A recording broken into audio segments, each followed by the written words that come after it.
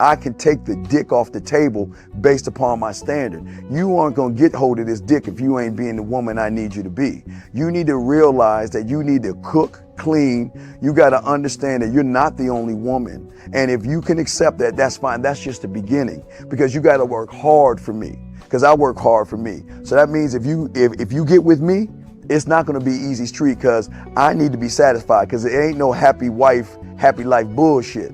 It's happy Steve, happy Steve. Being strong with self, understanding who you are, is the biggest defense to bitch ass weak men. And there's no excuses for the men not to be strong. But see, there's so many forces, and then so many men are embracing weakness. I can't stand weak men. Like I don't like to talk to them. It's hard for me to talk to these losers. I've always been a winner at the winner's table. You know, I believe it's a sin to impregnate a woman who can't raise a child, you know, or impregnate a woman who's not fit to be a mother. And I think we have a responsibility in what we see today in these weak ass little feminine boys. I can't tell another man what to do, but I can't dress feminine. I can't wear nail polish. It's just something that I can't do. Why?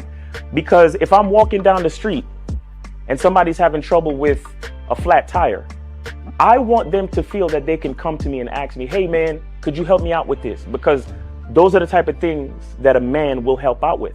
So I need to look like a man so they can know where to come for help. Yeah, it is such a thing as toxic masculinity in the minds of bitch ass motherfuckers. Talk about masculinity, assertiveness, authenticity, transparency.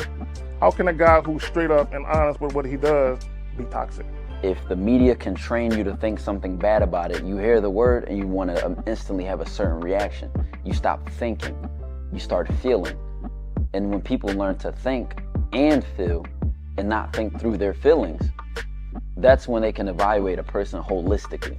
And they can say, is this toxic masculinity, or did I just hear something I didn't like? And why did I not like it? And only let me go within myself to see why. I don't never look at no motherfucker and say, oh, that's a toxic masculine motherfucker. I never ever had, I didn't even know, that was an invented concept from a weak motherfucker that was like, I'm just tired of this motherfucker trying to tell me what to do and bully you over me with this bullshit. What's going to make you successful is just understanding who you are and getting your mind right and being happy with who you are. That is the thing that's going to really make you successful. Because after you get all the toys, after you get all these things going on, you've had sex with all the women you want to have sex with, you traveled all the places, you're still going to be you, and you're going to always come back to you.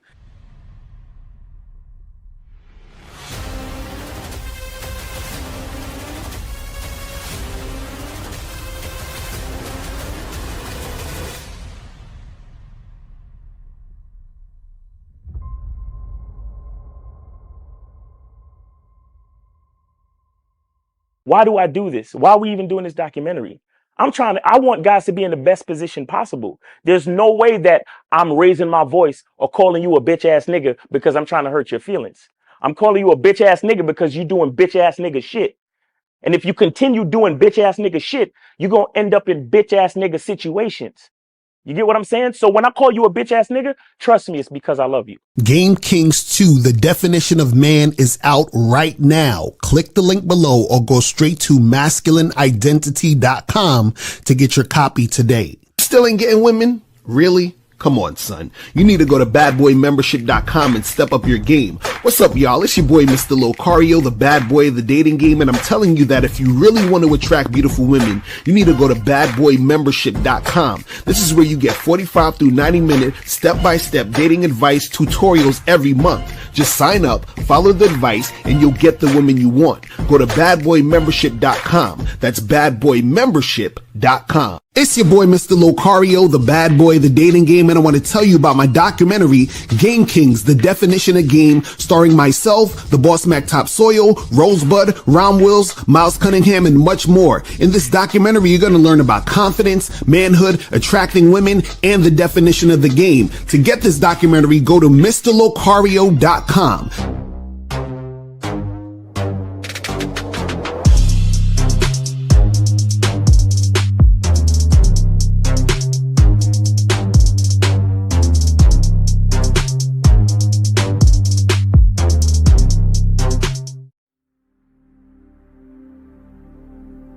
Some people think you need a sports car to get what you want. Some people think you need $1 million.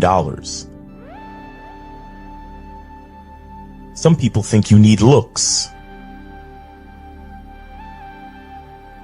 status.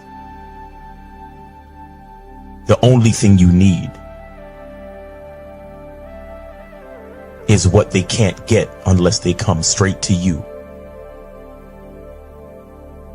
And that's your identity.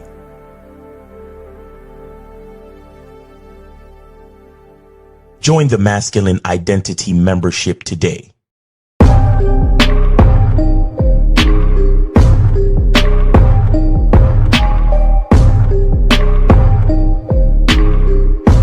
MasculineIdentityMembership.com. Masculine Identity Soap. This luxurious, quality, high lather, high moisturizing, all natural bar soap has been handcrafted with care and consistency to provide a quality cleansing experience for self-care, focus, and productivity. Specially formulated for cold showers. Stay clean, gentlemen. Masculine Identity Soap. Click the links below to get private one-on-one coaching sessions with Mr. Locario or Miles Cunningham to step up your game. These coaching sessions are designed to help you with your specific needs in the dating game. So make sure you click the links below right now so that you can step up your game today. Listen, I know your dating life sucks and you're tired of being unsuccessful with women. So step up your game this summer and go to shoplocario.com and get the Bad Boy Platinum Collection. Check this out. So what is the Bad Boy Platinum Collection? So this is where you're going to get 7 complete step-by-step Bad Boy membership programs. 5 ways to seduce women with your words. Learn how to create attraction through conversation and discover exactly what to say, build sexual tension, confidence, and chemistry naturally. The art of approaching groups of women. Stop being intimidated when a woman is surrounded by friends. You'll learn exactly how to confidently approach groups, keep everyone's attention, and successfully connect with the women you're interested in. Advanced online game. Learn how to optimize your dating profile, choose photos that get more matches, and master the messaging strategies that get women off the app and out on real dates. 15 ways to open a conversation with women. This program gives you 15 proven conversation openers ranging from beginner-friendly approaches to advanced techniques. How to train yourself in 90 days to attract and maintain hot women. See, the biggest obstacle to attracting beautiful women isn't your looks, it's your mindset. And this program shows you how to completely transform the way you think, act, and communicate so you can attract and keep the women you truly want. The 7 stages of a long-term relationship. Every relationship goes through predictable stages. Learn what they are, the mistakes men commonly make at each stage, and how to avoid sabotaging a great relationship. Understanding patterns, how to predict your outcomes with women. Imagine knowing early on whether or not a woman is genuinely interested or simply wasting your time. And this program teaches you how to recognize patterns in women's behavior so you can make smart decisions and stop chasing dead-end situations. Go to shoplocario.com right now and get the Bad Boy Platinum Collection. And listen, this is only available from now up until July 31st. So after July 31st, this is over. This is done. You are not going to be able to get this. So go to shoplocario.com right now to get the Bad Boy Platinum Collection.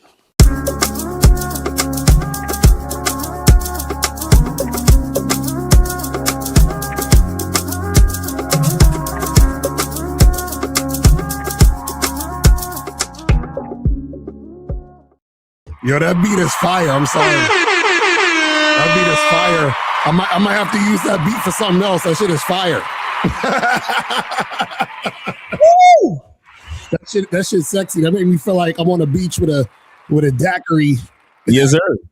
No, you should make it a song and put it on the next trans tape and shit, man. For real. That's a fact. Yeah. everybody. And guys, remember, tonight is the last night, man. Tonight is the last night that you guys can get the Bad Boy Platinum Collection. After tonight is over. So make sure you guys go and get that shit right now. Shout out to everybody who's already gotten it. You know what I'm saying? Appreciate y'all coming through to really get that game, because I know that it's out here helping y'all in these streets. You feel what I'm saying? So shout out to everybody who got your t-shirt. I like your t-shirt. Nah, I'm good. Exactly. That's a fact. That's real shit. Yeah. Man. But shout out to everybody in the chat. Shout out to everybody in the building. Yeah. To my lovely lady April MC in the building. Shout out to Elijah Wilson in the building. What's going on? Shout out to Monogamous Player Dukalex. Emmanuel, what's going on? Shout out to Martavius. Alexander, what's popping? Kid Frankie, what's good? Demetrius, R. Gully, June Sports, Scales Fitness, Scott Cheetos in the building. Unique 79 is in the motherfucking building. Shout out to you. Heavy, mate. Shout out to who else we got up in here. Shout outs to Frankie Shy in the building. Who else we got up in here? Shout out to Zati. What's going on? Jomir, what's popping? Royal, what's good with you? Appreciate you tuning in, man. Corey 2S in the motherfucking building. Aussie in the building. What's good? Joe Blast in the motherfucking building. Joe Blast is in the building. Known as is in the motherfucking building. Appreciate you. Olafemi's up in here. Pyroostin, what's going on with you, man? Jama is up in here. Hector, Jaybird got game. King Novak was good. Stormy friends in the building, man. Shout out to everybody, man. We up in here. So today we're going to be talking about how you should never try to make a woman's life easier. Okay, we gonna get into that. We gonna get into that. You know what I'm saying? Like, we really got to break this down, because a lot of dudes, they fuck up on this heavy. Yeah. I know. Mouse is like, I know. Mouse is like, he's like, I made this mistake too many times. I'm still learning the game, man. I am still learning. That's why I'm not a dating coach. I'm a masculine identity coach. I keep telling y'all niggas. I'm telling you, but we're gonna talk about this. But before we get into all of that, though, man, make sure you guys go here to CunninghamElements.com. Get your soap. Hey, listen, I may not be a dating coach, but I can make the fuck out some soap. You hear what I'm talking about, my nigga? Yeah, you better get your soap, nigga. Wash your ass, nigga. Get the soap popping. Get the cologne. You know what, man? Look, guys, if those of you who like my cologne, get it. All right. I don't want to, because I'm doing my best to make sure I continue to have it, but It's looking so good. So if you like my cologne, get it while the getting's good. Right. Exactly. Because my source is being real janky right now. And it's almost impossible. I'm still trying, but if you like my cologne, get it while the getting's good. That's all I'm saying. That's what's up. I'm saying that, it's sad, but it is what it is. Yeah, so make sure you guys go to Cunningham Elements and get that going right now. Also, make sure you guys go to shoplocario.com. And remember, guys, get the Bad Boy Platinum Collection. Tonight's the last night, so make sure you guys go ship right now. We have the program Keeper in the Dark, 7 things you should never discuss with women. You feel what I'm saying? So make sure you check that out and get that cracking.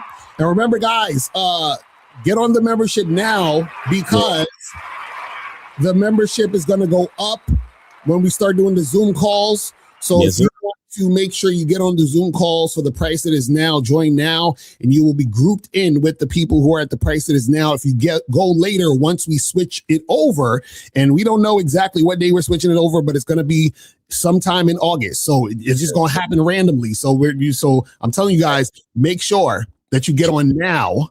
You know what I'm saying? Because I don't want to hear it later. So make sure you get on the Bad Boy membership now so that you can jump on that. Also, last but not least, make sure that you guys... Charlie Kiefer, man, if you can email me the information from that company. And that's the thing. All of these motherfuckers is in Europe. That's what I'm saying. Like, All these motherfuckers is in Europe. Like my original source is in France. Mm-hmm. And they acting real French out here. You know what I'm saying? But anyway, but I got the formula. So if you know a dope company, you can send that to me, Charlie. Appreciate it, man. At milesinthegame@gmail.com. milesinthegame@gmail.com. Appreciate you. Yeah. So make sure you do that. So we get that going. Also, hold on. Let me get this up right here. Last but not least, make sure you guys go to patreon.com/Mr. Locario to get on the Patreon. So we do 4 shows a month. Make sure you get up on that so you guys can get up on that Patreon, patreon.com/Mr. Locario to get on the Bad Boy Show. We spit heavy game every week. And we talk about current events. The podcast is fire. So make sure that you guys go and get that cracking right now. You feel what I'm saying? Make sure you guys go on the Patreon. There's hundreds of episodes on there right now that you guys are missing out on. Lots of game, lots of stuff that we don't talk about on YouTube. So we go even deeper. We are going all the way in. Pause. You feel what I'm saying? on the joint. You feel what I'm saying? So make sure you guys do that. All right, so let's get into this topic, and I have a few clips and videos. I'll show you guys. We talk about never try to make a woman's life easier while being accommodating is a big mistake, right? So now, when we talk about never make a woman's life easier, right? I'm not talking about if you see like a 80-year-old lady in the street and she's carrying a bunch of bags up the stairs, you could help that woman. That's fine. You understand what I'm saying? I'm not talking about shit like that. When I say to never try to make a woman's life easier, I'm talking about just in general, when you guys are out here dating, right? You should not do anything that you think you should do to make it easier for her to be in the situation with you. So, for example, it could be something as simple as you tell a girl to meet you somewhere for a drink for the first date. Right? But she lives, let's say, miles away from where you're at. Now, you might be like, oh, it might be easier for her to meet halfway, or it might be easier if I meet her in her neighborhood. No, you tell her to meet you where you're at. You don't make her life easier by telling her to meet halfway or to meet where she's at. You see what I'm saying? Or let's say, for example, you are seeing a chick. Let's say you've been seeing her for like 3-4 months. And this chick says, oh, my God, like, I don't have enough money to pay for this or that. And then so you're giving her money to pay for this and that. You trying to make her life easier, right? It could be something as simple as you, let's say you're hooking up with a chick that you've been seeing for like, 2-3 months, and you go over her crib and her garbage is full. You understand? Don't take out garbage. Don't make her life easier. Let her do that shit on her own. Now, this is the thing. What you got to understand is that you shouldn't try to make a woman's life easier. Understand a woman's life will be easier if she follows your lead. You understand what I'm saying? That's the thing you have to understand. So a lot of guys come into a situation trying to save women or thinking it's their duty to make a woman's life easier just by, I'm just going to show up and start just doing shit and giving you things and taking the load off of your life. No, what it is that if a woman is being cooperative with you on a consistent basis and she's following your lead, then her life will become easier by fucking with you in that manner automatically. You see what I'm saying? So what happens is that you don't just give her this easier life. She earns the easy life she's getting. You understand? Right. Because what happens is, being under your situation, she is in a position where things may be easier for her because she actually has a man there. But you being a man, you shouldn't just come into a situation and just start fucking giving women shit and start trying to make, you shouldn't be doing that type of shit. And no matter what part of the relationship it is, whether it's a girl you're just fucking, a girl you're dating, a girlfriend, fiance, wife, whatever, no matter what the level of relationship is, you shouldn't be trying to make her life easier. What happens is that her experience with you, shit becomes easier because she has more guidance, more structure in the situation. And then by that, that's what makes it easier. But Miles, your thoughts on this shit though? Well, first of all, I want to say shout out and thank you. Salute to Monogamous Player. He sent in 2 free calls. So shout out to Monogamous Player. So for you freeloaders, there are 2 free calls. Okay, so that's great. All right. So yeah, but what you're saying, Locario, is very, very important, man. Because the thing with women, right? And it's sort of not really their fault. It's just the nature of the woman. You must understand that dealing with women is naturally what they call a slippery slope. Right. Right? Meaning that if you give a woman an inch, she'll. There you go. All right. They got free calls already. All right, 215. You are on live with Locario and Miles. Name, age, city. You taking a free call? Yeah, I'm taking that free call. Name John, 26, New York. All right. What's your? You got a question there? I had a story that I would like to share. Nah, we don't. You can't do stories for a free call, homie. That's not enough. Oh, because so I gotta ask a question. You gotta ask a question. If you have a story, you gotta come in with your because if you did a story, you'd be taking up both free calls. Right. So if you want to do a story, hang up, donate 20 or more, and call back. I'm gonna just ask a question. Go ahead and ask the question. Freeloading ass nigga, they don't give a fuck.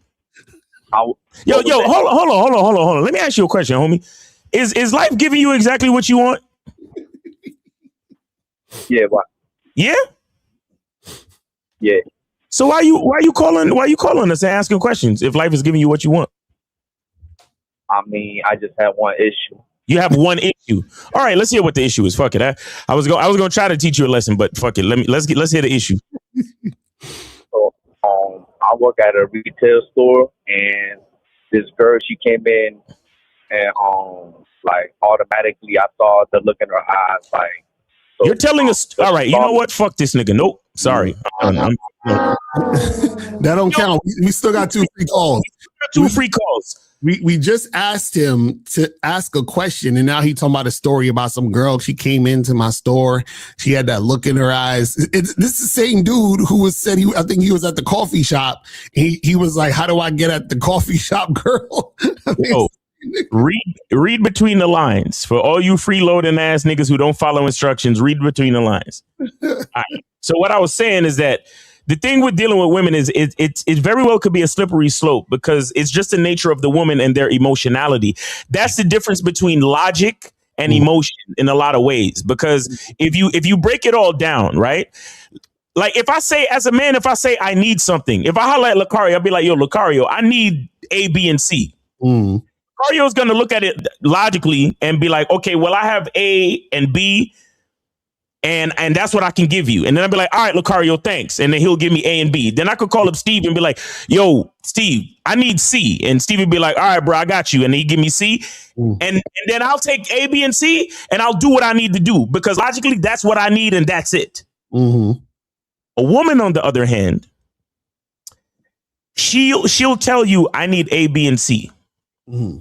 And then because you're trying to be nice or because you're trying to maintain a certain standard of quality and you want to like make sure she's good, you want to look out for her and all that, you'd be like, all right, shorty, here's A, B, and C. Then she'll come to you and she'll be like, well, there are like 23 other alphabets, right? And the fact that you only gave me 3, it just kind of makes me feel like you don't think I deserve the other 23. Yeah, like you don't care about me. I know I only asked you for A, B, and C, but all you gave me was A, B, and C when we have D through Z, and you don't want to give me those? Do you not care about me? Do you not like me? All right, 469. You are on live with Locario and Miles. Name, age, city, and are you taking a free call? Yeah, I'm taking a free call. My name's Keith. I live in Texas. I have a question. How old are you? I'm 26. Okay. Are you moving around? You sound real shaky. Oh, my fault. Yeah. I have yeah. Let me sit down. So I have a question. Do you think giving food is cheating? Excuse me? If what? like buying food for other people. Like I have this girl that what is it called? We've been talking for like a couple months. But she bought some food for like my plug. She bought some food for your what? Who? For my plug. For your plug. What are you talking about? Can you speak? Spell that word. Spell that word. The plug. What's that? Plug. Plug. Yes.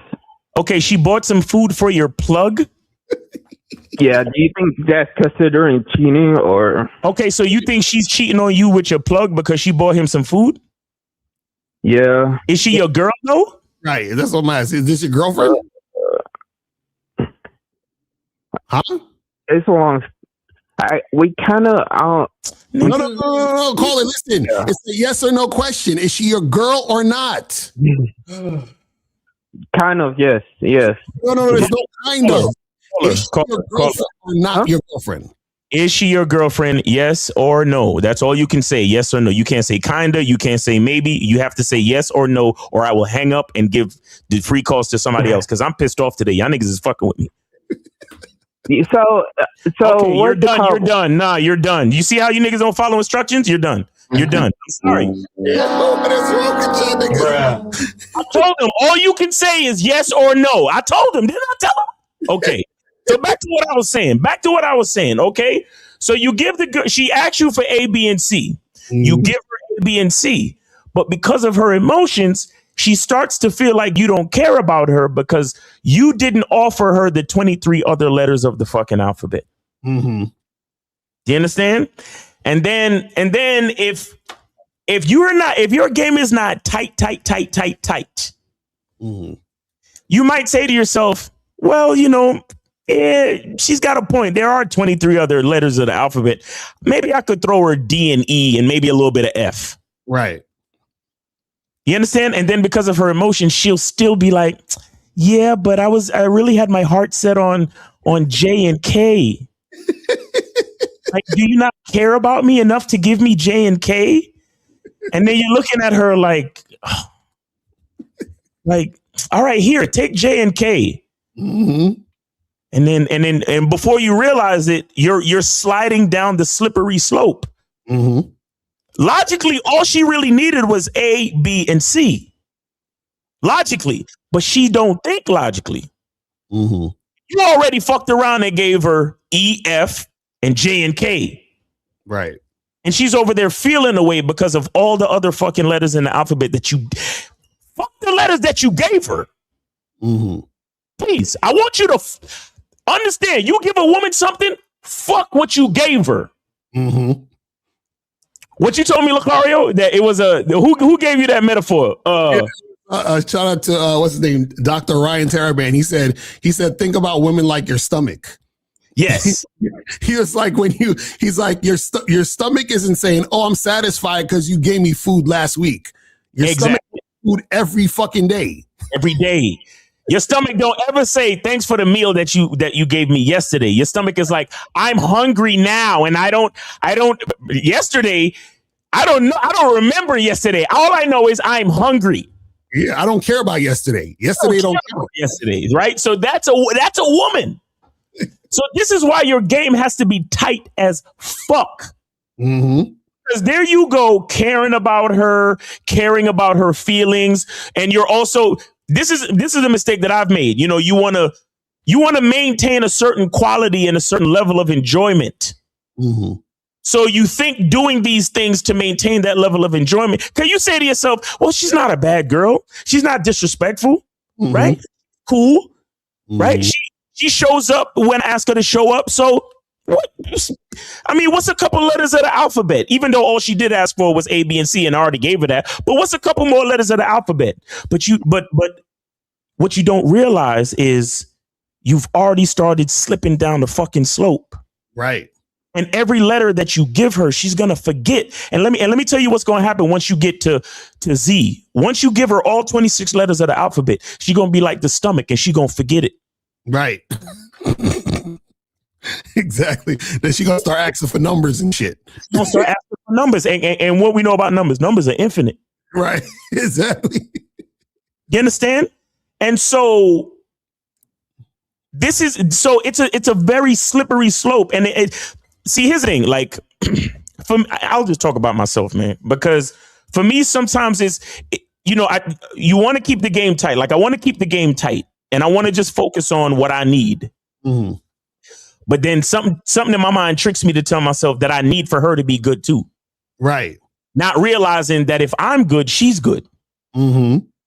That's what I need to realize. But something in my mind, I don't know if it's the relationship with my mother or, something, because I'm somewhat of a mama's boy and shit, right? So maybe that feeling is like, oh, well, I got to look out for the ladies and whatever. So I trick myself into thinking, well, what's the problem with being a little accommodating? What's the problem with this? What's the problem with? No, it's not. It's not a big deal, but it is. Mm-hmm. It is a big fucking deal. And I have to remember, if I'm good, then she's good. Mm-hmm. No matter what she says. Mm-hmm. If your game is absolutely tight, like airtight,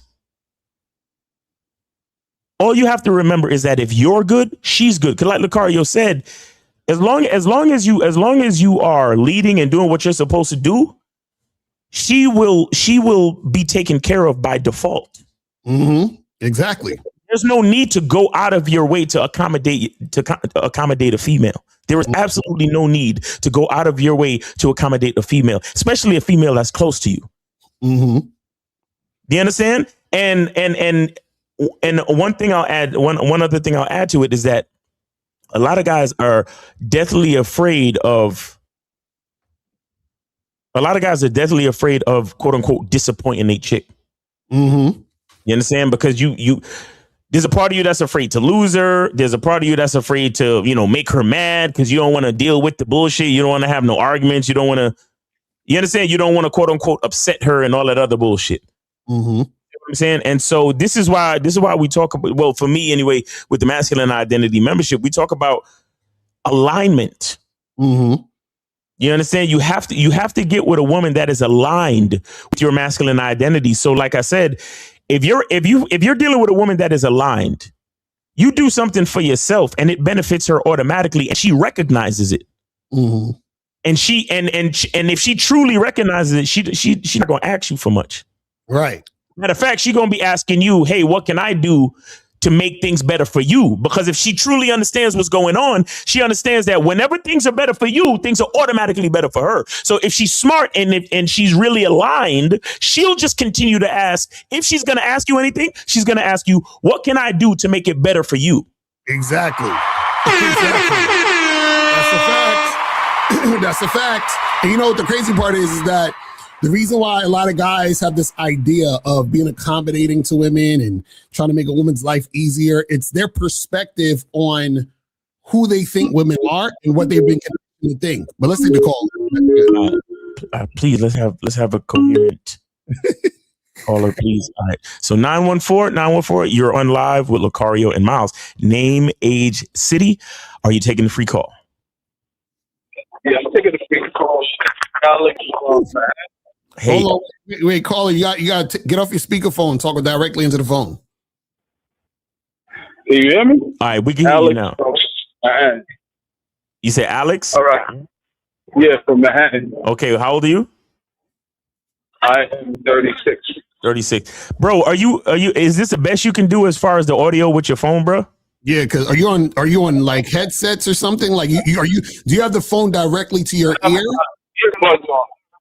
Hold on one second. Take off your earbuds. Take off your earbuds, homie. Yes, please. You gotta put the phone to your ear and then talk into it. And hello? Yeah. 469. I saw that you sent in to PayPal, and I see that you're calling in.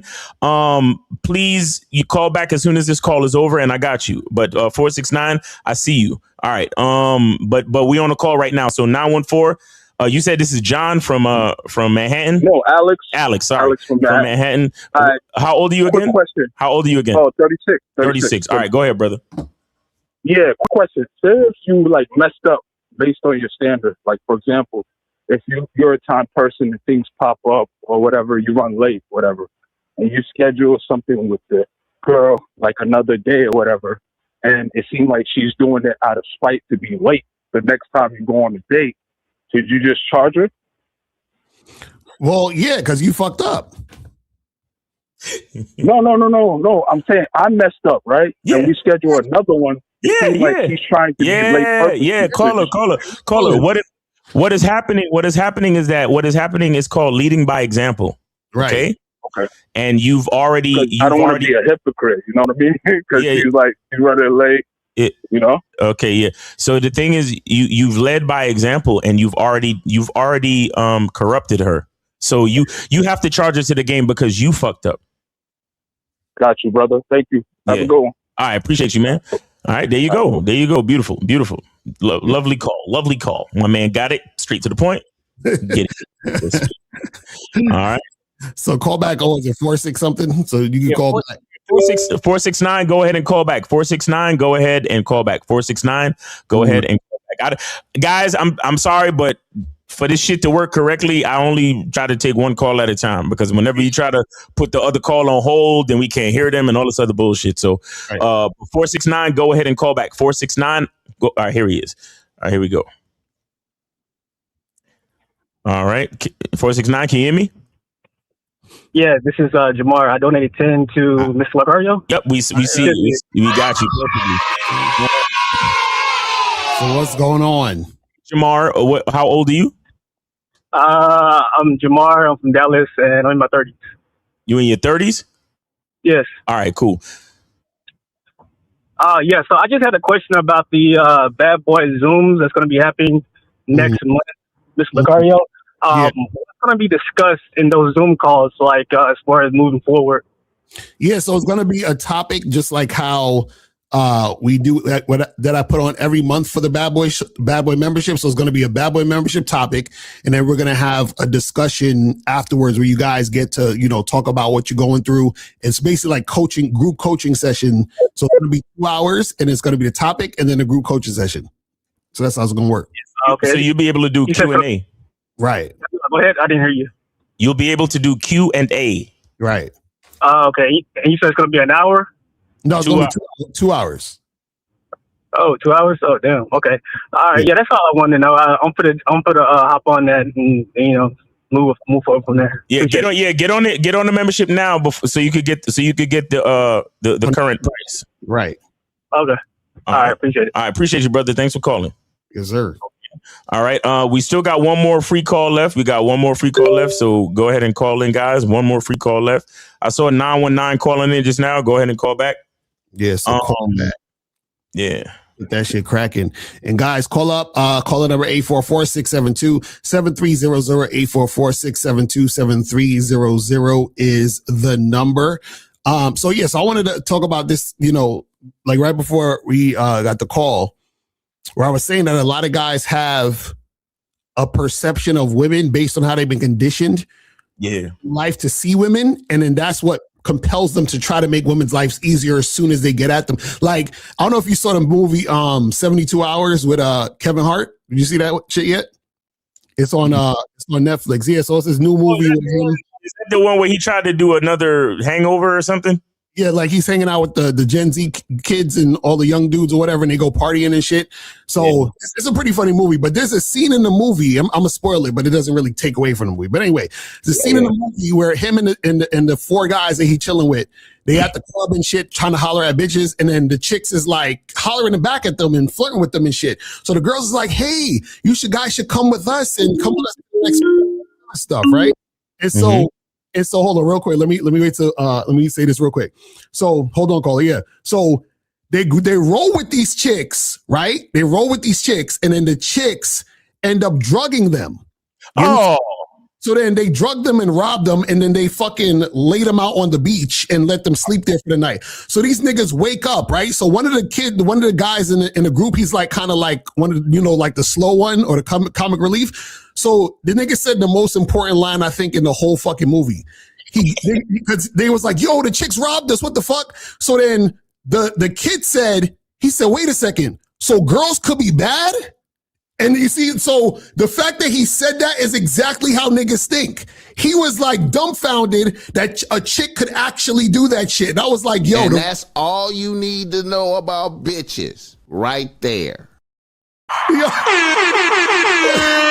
the niggas say, yo, girls could be bad. Bro, I broke out. I was like, that shit is hilarious. Because that's exactly how niggas think. And they get up and all the bullshit. But we can take the call.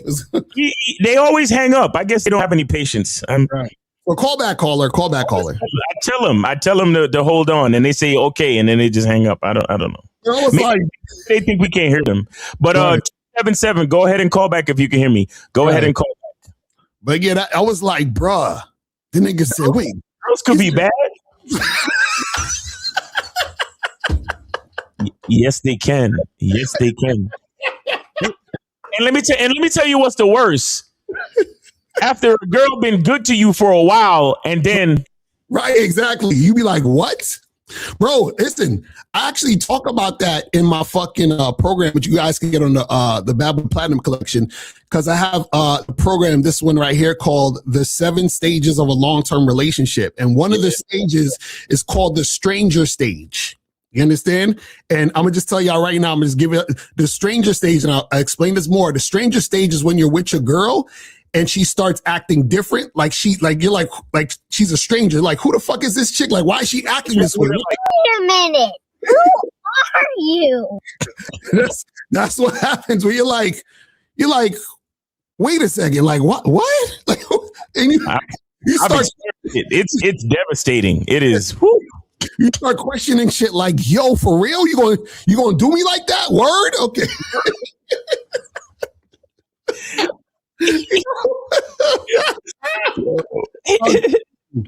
The shit get crazy. It gets real. I'm telling you, man. But let me pull up this video as we're waiting for other people to call in. Yeah, we still got one free call left, guys. Still got one free call left. Still got one free call left. See, I'm looking out for y'all. I'm not letting these knuckleheads waste the free calls, guys. You feel me? Exactly. So this one right here is a video. I got these over TikTok. It says, men, make her life easier. But let's see what they talk about in this real quick. Like, if you want her to pay more attention to you, make her life easier. Period. Period. Like, I always tell guys, I said, Doug, take cooking off her plate. Take folding the laundry off her plate. Take cleaning the house off her plate. Take vacuuming off her plate. Take getting the kids ready for bed off her plate. Take homework off her plate. If she can come home, you pour her a glass of wine and tell her go upstairs and lay in the tub for 20 minutes and decompress before you come downstairs. And she comes downstairs and there's nothing for her to do, she will tend to you. I want to take these things off your plate so that way we can spend some more time together. And you don't feel bombarded when you get home. All right, so let me explain to you guys why that shit is dangerous. And this is what I was talking about on TikTok the other day, where I had a whole live stream. I was talking about never give women special treatment. Is that, see, what you guys got to understand is that in a relationship, right? Relationships are transactional and relationships are business, right? So the problem is that what most guys do, and which also emboldens and entitles a lot of women, is that most guys, what they do is they overextend themselves to women and they allow women to do nothing, to put in nothing. And that starts from the beginning when you start interacting with a woman. So the guy's like, let me take her out on 3 expensive dates. Let me do all the work. Let me do this and do that. And so all she has to do is do nothing and live this soft life. So then what happens is that the woman is going to get extremely spoiled, and then that's what's going to make her disrespect you. It's going to happen. You understand what I'm saying? So what happens is this: when you're in a relationship with a woman, right? Everything has to be accounted for based on her earning the situation, right? So it's one thing you see in the video. He's like, take all that shit off her plate and just tell her to go upstairs and run a bath. No. If you took care of the kids, you did the dinner, you did the laundry, all that other shit, cool. Now you earned, go upstairs and chill and take a bath because you did all the shit today. Do you understand what I'm saying? Like, you actually did something. You don't get to fucking take a bath and relax just for existing. You see what I'm saying? And that's the part where the dating game is messed up and why it's difficult for you guys to interact with women.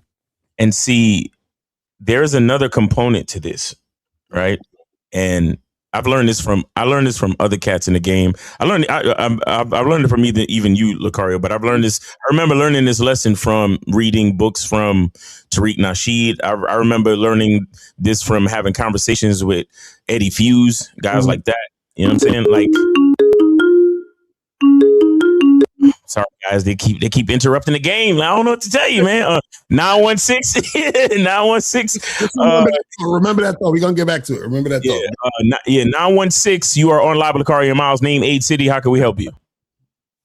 Hi, how's it going, Locario and Miles? My name is Damien. I'm from Sacramento, California.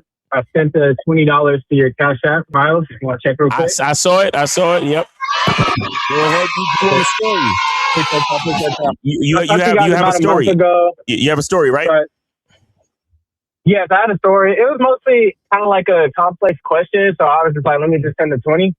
But I talked to you guys about a month ago, and hold on. Wait. Hold, please. I'm sorry. Hold on. I just want to acknowledge you.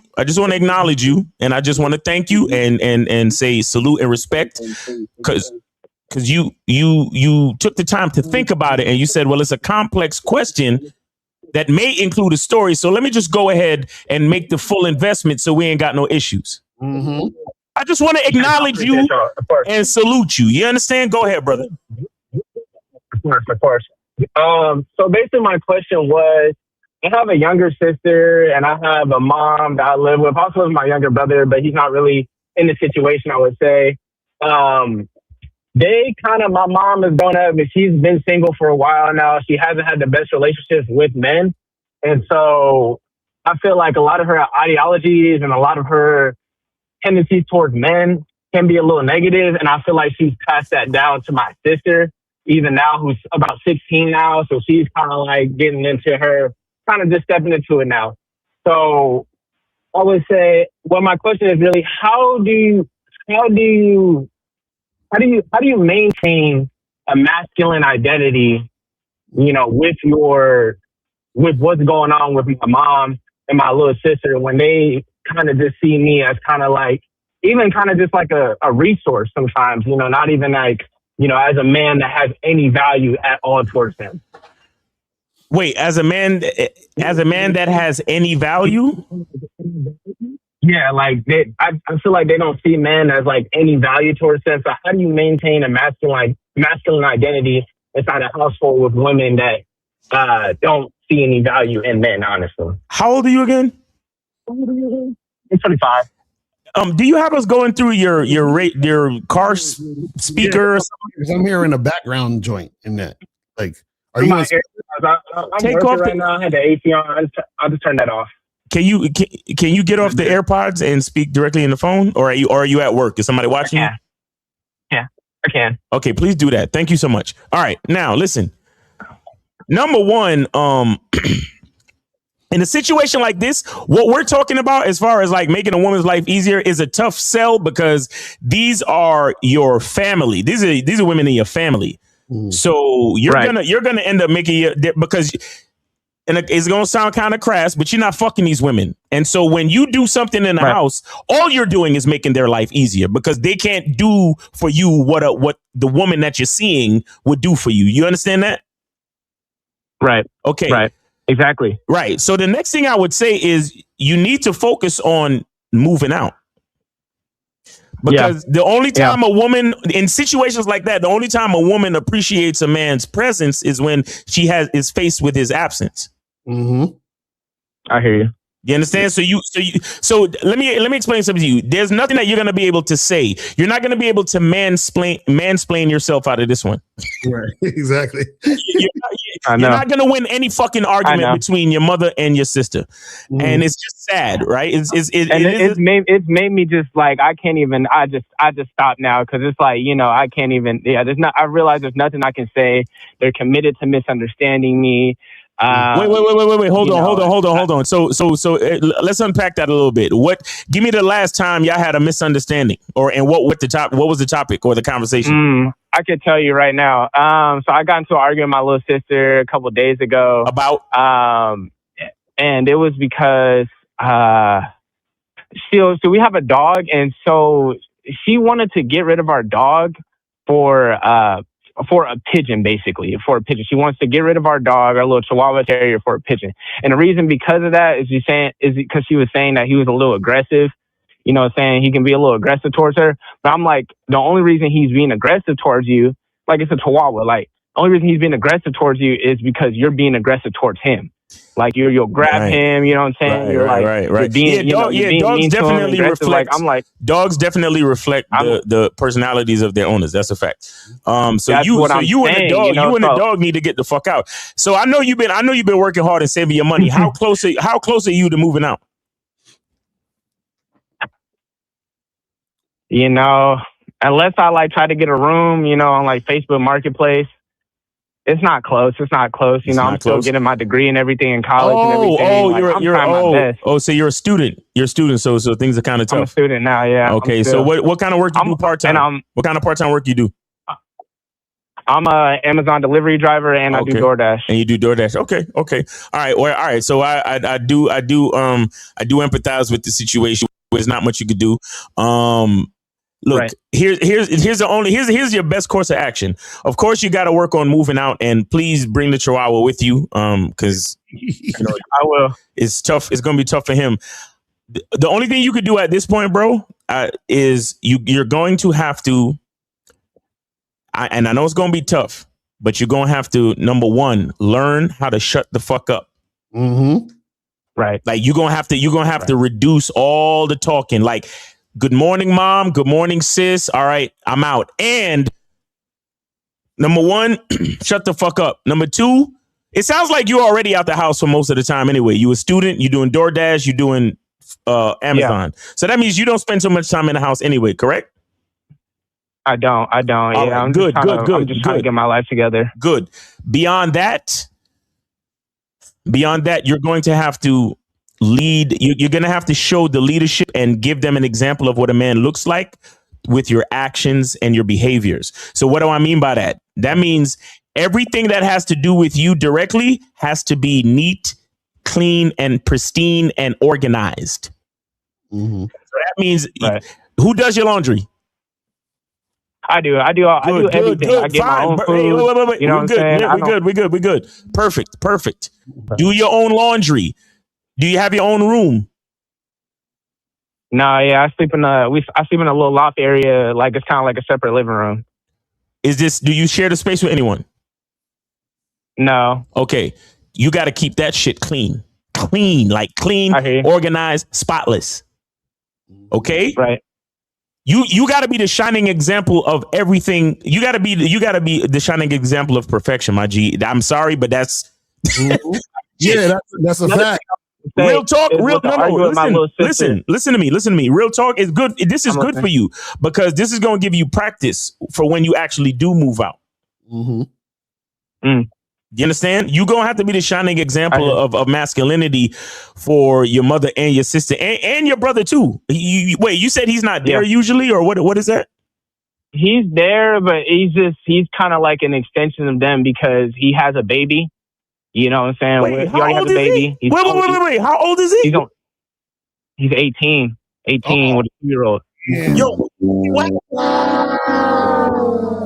Y'all all have the same father?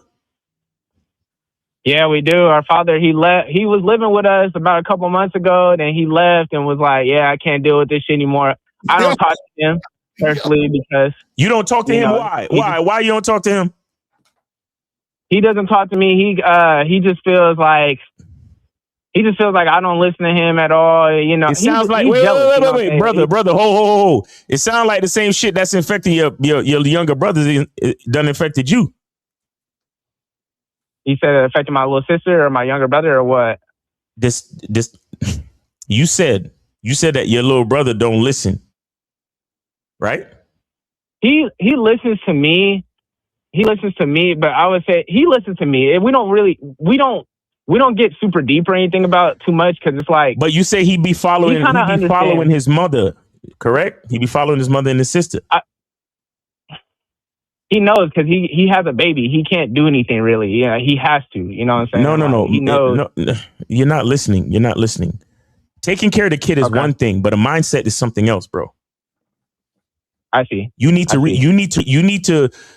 realize what the fuck is going on, and you need to reach out to your pops, and you need to tell him, I'm not saying we need to be the best of friends, but you're my dad, and I need balance, and I need guidance from a masculine figure, especially my biological masculine figure. I don't give a fuck what happened between you and mom. I don't even care why you left the house. I just need to be able to speak to you and reason with you from time to time. That's what you need to figure out with your pops, my nigga, because I know you a kid, and I know you probably think, oh yeah, fuck that nigga because he left and da da da da. Let me tell you something.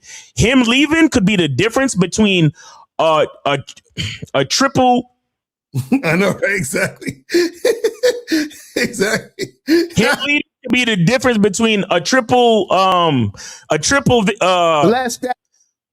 vis and a self deletion, or everybody's all right as long as I'm away from this bitch. Do you understand what I'm telling you, homie? I hear you. Every man, and let me tell you something about a masculine identity. Every man is different. And since you will never be able to really walk through a man's shoes, you can't judge him. Yeah, how old are you again, caller? I'm 25. I'm a little late. You're a grown ass man. So why you and your father don't be talking? I don't know either, man. I really tried to hash things out and everything, but I feel like, he just No, you ain't trying to hash nothing out. You talk too fucking much. You need to let him talk. That's what happened. You be doing the same shit your mother do. You go back and forth with the nigga. You need to get on the phone with him and just listen. That's what you need to do. How old is your father? He's about 49. You need to get on the phone with him and just listen. That's what you need to start doing. That's okay. Because you little niggas, y'all love to y'all little niggas love to talk that shit like this, that, and the third, and my pops this and my pops that. But that's all the feminine energy from your fucking moms making you think all that dumb shit. Get on the phone and get on the phone and respect that man and listen to that man. Now, if he's true, if you look at the quality of life and if you look at the quality of your father's life and you feel like he really has nothing to offer you, then so be it. But if he's a man working, paying taxes, taking care of his business, then there's no reason why you can't have a conversation with him and listen to what he's saying and put all of that feminine bullshit out of your mind and get some masculine guidance from him. Do you understand? Because it's every situation you can't just judge like, oh, you left, so you ain't shit. No, the nigga left because he ain't want to have to fucking. You understand? Right. Yeah, because what is the thing that you saying? I feel like he has a couple feminine tendencies too. Hold on, caller. What are the things that your mom is saying? Because you said your mom and your sister be talking all this shit. What are they talking about? Yeah, just basically saying that I don't listen. The most thing I feel like it all just comes down to money. Especially because of them, my mom. She has enough money to do things, but she kind of has I feel like she has a couple problems too, like a gambling and a drinking problem. You know what I'm saying? And it kind of I kind of get siphoned like every other week. It's like, can I get $20 here? Can I get $40 here? And I get it. I'm staying with her and everything like that. But for me to basically not even it's tough. I know I should be helping. I should pay rent, you know what I'm saying? Every now and then here and there. But it's I'm barely getting by still too. You know what I'm saying? I'm trying to get free. I'm smoking weed. Caller, this is what you need to do. You gotta laser focus on yourself and getting out of there ASAP. ASAP, nigga. Don't worry about what your mom and your sister doing. You should even be having conversations with them like that, to be honest. You should, you know what I'm saying? Not at all. Look, caller, look, I'm saying this with as much respect and love as you can receive as I'm saying it, but you're in a family of degenerates. Mm-hmm. Yeah. Okay. Yeah, And the fact that you're calling right now means that there's some part of you that truly recognizes that, and you're trying to save yourself from that. Mm-hmm. Right. So you need They want me to fail. You need They want me to. honestly, you need to get on some type of shit where and look, you can attempt to have a you can attempt to have a relationship with your father, but you don't even necessarily have to take it that seriously, because your father picked that woman, so he's a degenerate too. So maybe even having a conversation with him, it won't even amount to shit neither. I was just saying that if you can listen to your mother, then you can listen to him and not play sides, because I know it's easier to play sides because man bad, woman good, but your whole family's fucked. You need to save yourself. That's what you need to do. I know. I'm trying to break generational curses right now. I think, some of them are just, they've got demons. They got demons that they've had, you know what I'm saying? That's been passed down. Yeah. And Stop. they don't want to realize this shit. Wait, hey, listen, stop romanticizing all of it, nigga. Just work harder and get the fuck out of there. You ain't worried about demons and straight up. Don't even worry about generational curses right now. You talking like a fucking podcast female right now. Stop it. You just need to focus on getting the fuck out, the entire fuck out of there. Go get yourself like 4 roommates if you need to, nigga, and get the fuck out of there. Right. Mm-hmm. I hear you. Exactly. I'm gonna send you guys another $10. Send y'all another $10, bro. For real, I appreciate y'all. Really, I do. I had like another little part. The reason I had gotten to the argument though, my little sister though, is because so I told her so she wanted to get a pigeon over to Chihuahua, right? And I was like, I don't think you should do that. You know what I'm saying? I was telling her like, you're being aggressive. So that's why you're being aggressive and everything. No. Let me tell you something. No. Hey. Let me tell you something. Go ahead. When you're having a conversation with a female, you got to stick to the subject. Once you tell them about themselves during the conversation, it's only going to go into an argument. Stick to the Chihuahua. Stick to the Chihuahua and the pigeon. Don't tell her anything about her characteristics, her tone, her volume, none of that shit. That's what I'm trying to say. That was the reason why I got back. You gotta work on shutting the fuck up, bro. And if she wants to get rid of the fucking Chihuahua, look, focus on getting the fuck out. Stop talking to these people. Exactly. Like, you worried about all this other shit that don't mean nothing. Like, focus on you and getting out and living your life. That's it. Your brother, how old is your sister again? 16? She's 16, yeah, 15, yeah. And she want to be gay and everything now too, you know what I'm saying? She want to explore and shit. Like, she probably gonna be pregnant by the end of the year too. She's gonna have a baby. She's gonna have a baby too. It's gonna be sad, bro. I can see it. Listen. Save yourself. This is not one of those situations where you can turn this family around. Save yourself. Focus on getting the fuck out of there. Get some extra hours at get some extra deliveries from FedEx, from Amazon. DoorDash. Hey, let me tell you something. Whatever, man. What city do you live in? I'm in Sacramento, California. Yep. All right, listen. Yep. Have you ever heard of being a medical courier? I've heard of it. Yeah. I think my dad does that. Do you have your own automobile? I do. Okay. Look up being a medical courier. That's what you need to do. If you could do Amazon deliveries, then you can do medical couriers. Now, these jobs, they're not available everywhere. Sometimes you need to have a hookup, but keep your ear to the ground and find out if you could become a medical courier, because the pay is good. The pay is good with that shit. Truthfully, at this point, you should be working 7 days a week. And the only time you're not working is when you're sleeping. Like, you should wake up, go to work all day, and then go to sleep. Wake up, go to work all day, save as much money as you can, and get the fuck out. Get the fuck out, my G. You study for your classes. Do your classes.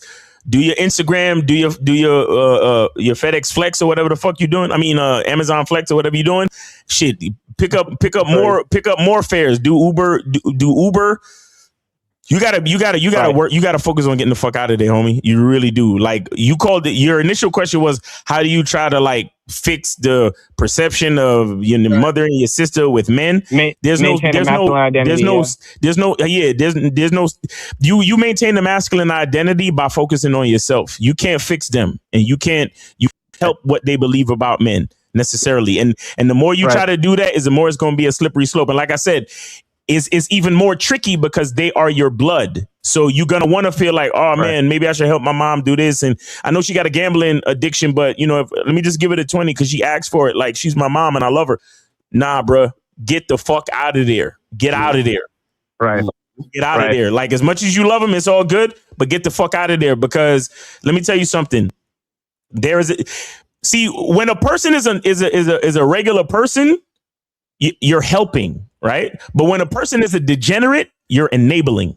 Exactly. And I'm gonna give you some other advice. Don't tell them that you're leaving until you left. You know what I'm saying? Just that's it. Like one day they wake up, you ain't gonna be there, and your shit gonna be gone. And be like, yo, where'd you go? Oh yeah, call her, Ma. Listen, I moved out. Good luck to you. And that's it. Yeah. Yeah, I'll be over there to get my mail and shit, and that's it. Right. Right. Call her. You guys, I appreciate y'all. Yeah, that's the only way to maintain your masculine identity, bro. You got to really focus on yourself. All right. Right. Hey, let me ask you a question. The house. Do y'all live in a house? Yeah, we live in a house. Who own? Does the bank still own the house? Y'all still paying the mortgage, or your parents own it? It's rented. Oh, it's rented. Yeah, get the fuck out of there. You ain't got no reason to be there. You ain't got no reason to be there, my nigga. Because I was gonna be like, oh well, if your parents still own the house, maybe get the fuck out of there. It's a wrap. Leave. Send them niggas a fucking Christmas card at the end of the year and call it a fucking day. Straight up, man. Straight up. I hear you guys. Thank you, guys. All right. Good luck to you, bro. Good luck. All right. Work hard, bro.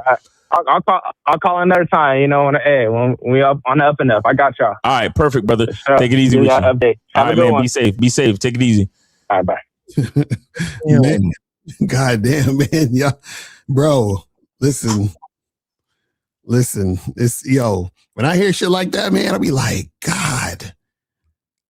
I'm like, is my life really that good?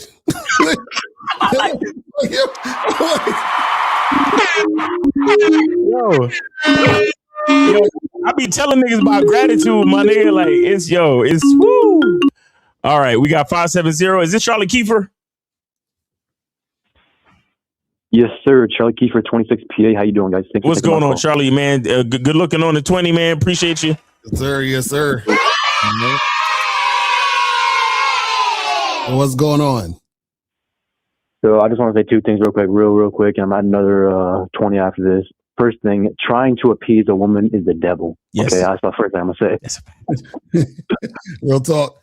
Shit is the devil, bro. But I want to take it a step further when it comes to this caller from the last call, because he kind of revealed a very important lesson about the game through his actions, which he was kind of being a pussy. No offense, caller. Not like I give a fuck. But you see, he was trying to get a little bit emotional when he talked about his family and this, that, and the third, okay? I want to say something real quick, and then I'm going to end it, is that it is highly arrogant of you or anybody, or me especially, because I had this problem back in the day. It is highly arrogant of you to think you have control over people's lives. He's talking about his dad, his mom, his sister, this, that, and the third, okay? Yeah. It's like you can't control nobody, man. And that's the part about being a man that no one wants to talk about. Right. It's like, he's talking about, and listen, caller, I'm not saying this to put you down because I don't know you from a can of fucking paint, okay? But, fuck your parents, fuck your grandparents, fuck everybody in your family.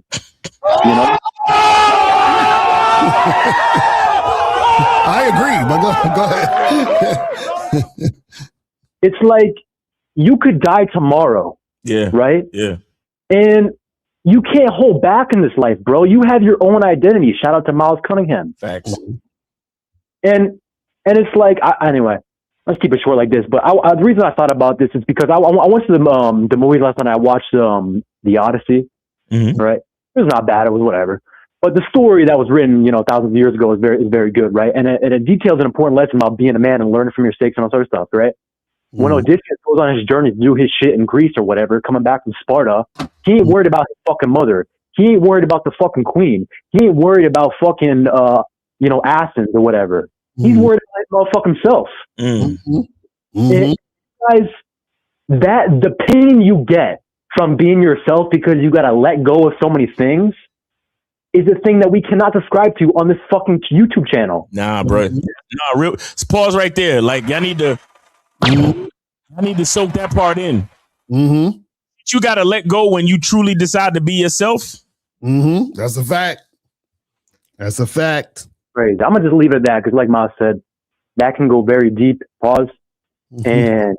But that in itself is part of what this channel is, but we cannot describe it to you guys.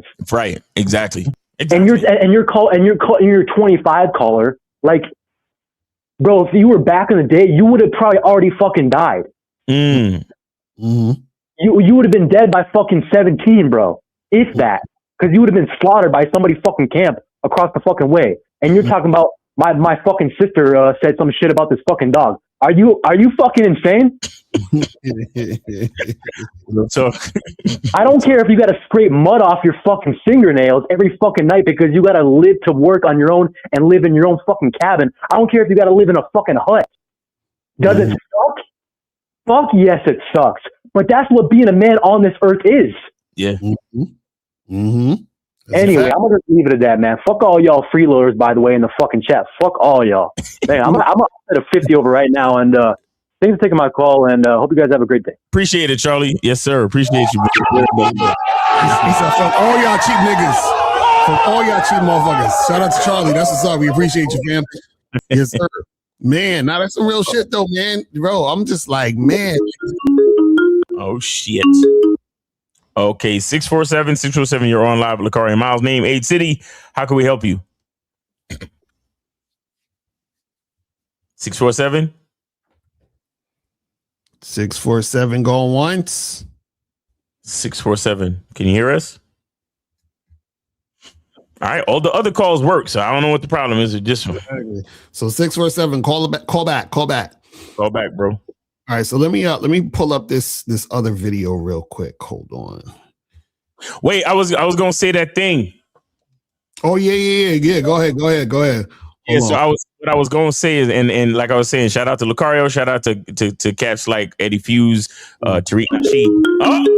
And keep again. All right, 647. Name, age, city, and are you taking a free call or did you support? What's up? My name is Caleb. I'm from Toronto. Actually go by my chain. And I sent 20 to Locario. All right, cool. Appreciate you. So what's going on?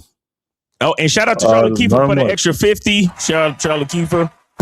I appreciate it. All right, yeah. I'm sorry. Go ahead, caller.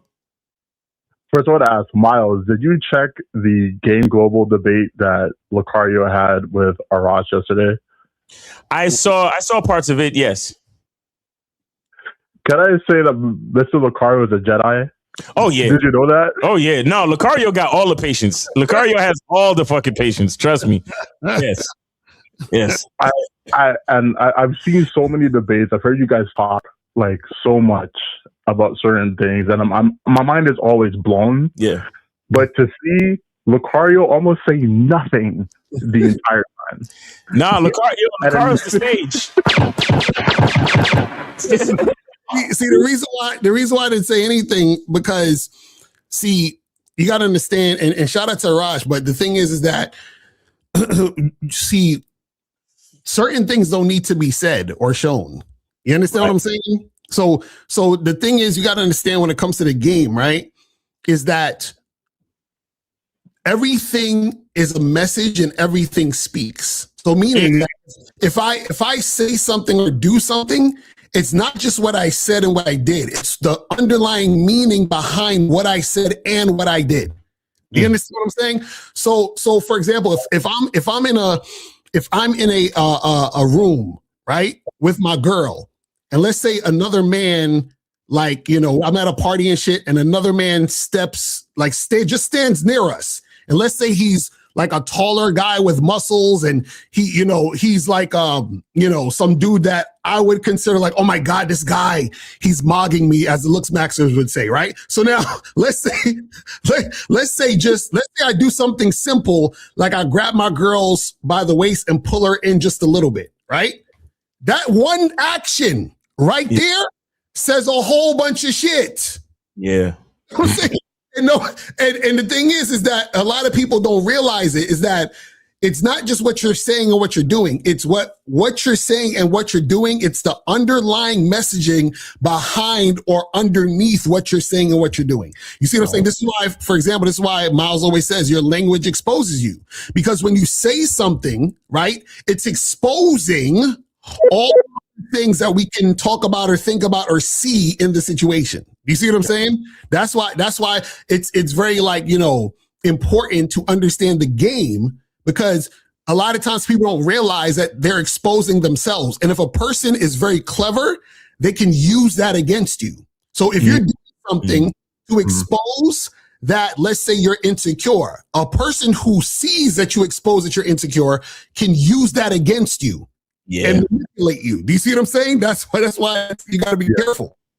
But yeah. And because, like, of all the things I've learned from you guys, like, I could see, despite everything Arash has done, and I believe everything that he was saying about himself, like, he accomplished all those things. I knew those things before he went around for like an hour, like, showing off his entire, like, lifestyle. He did a whole episode of MTV Cribs, this motherfucker.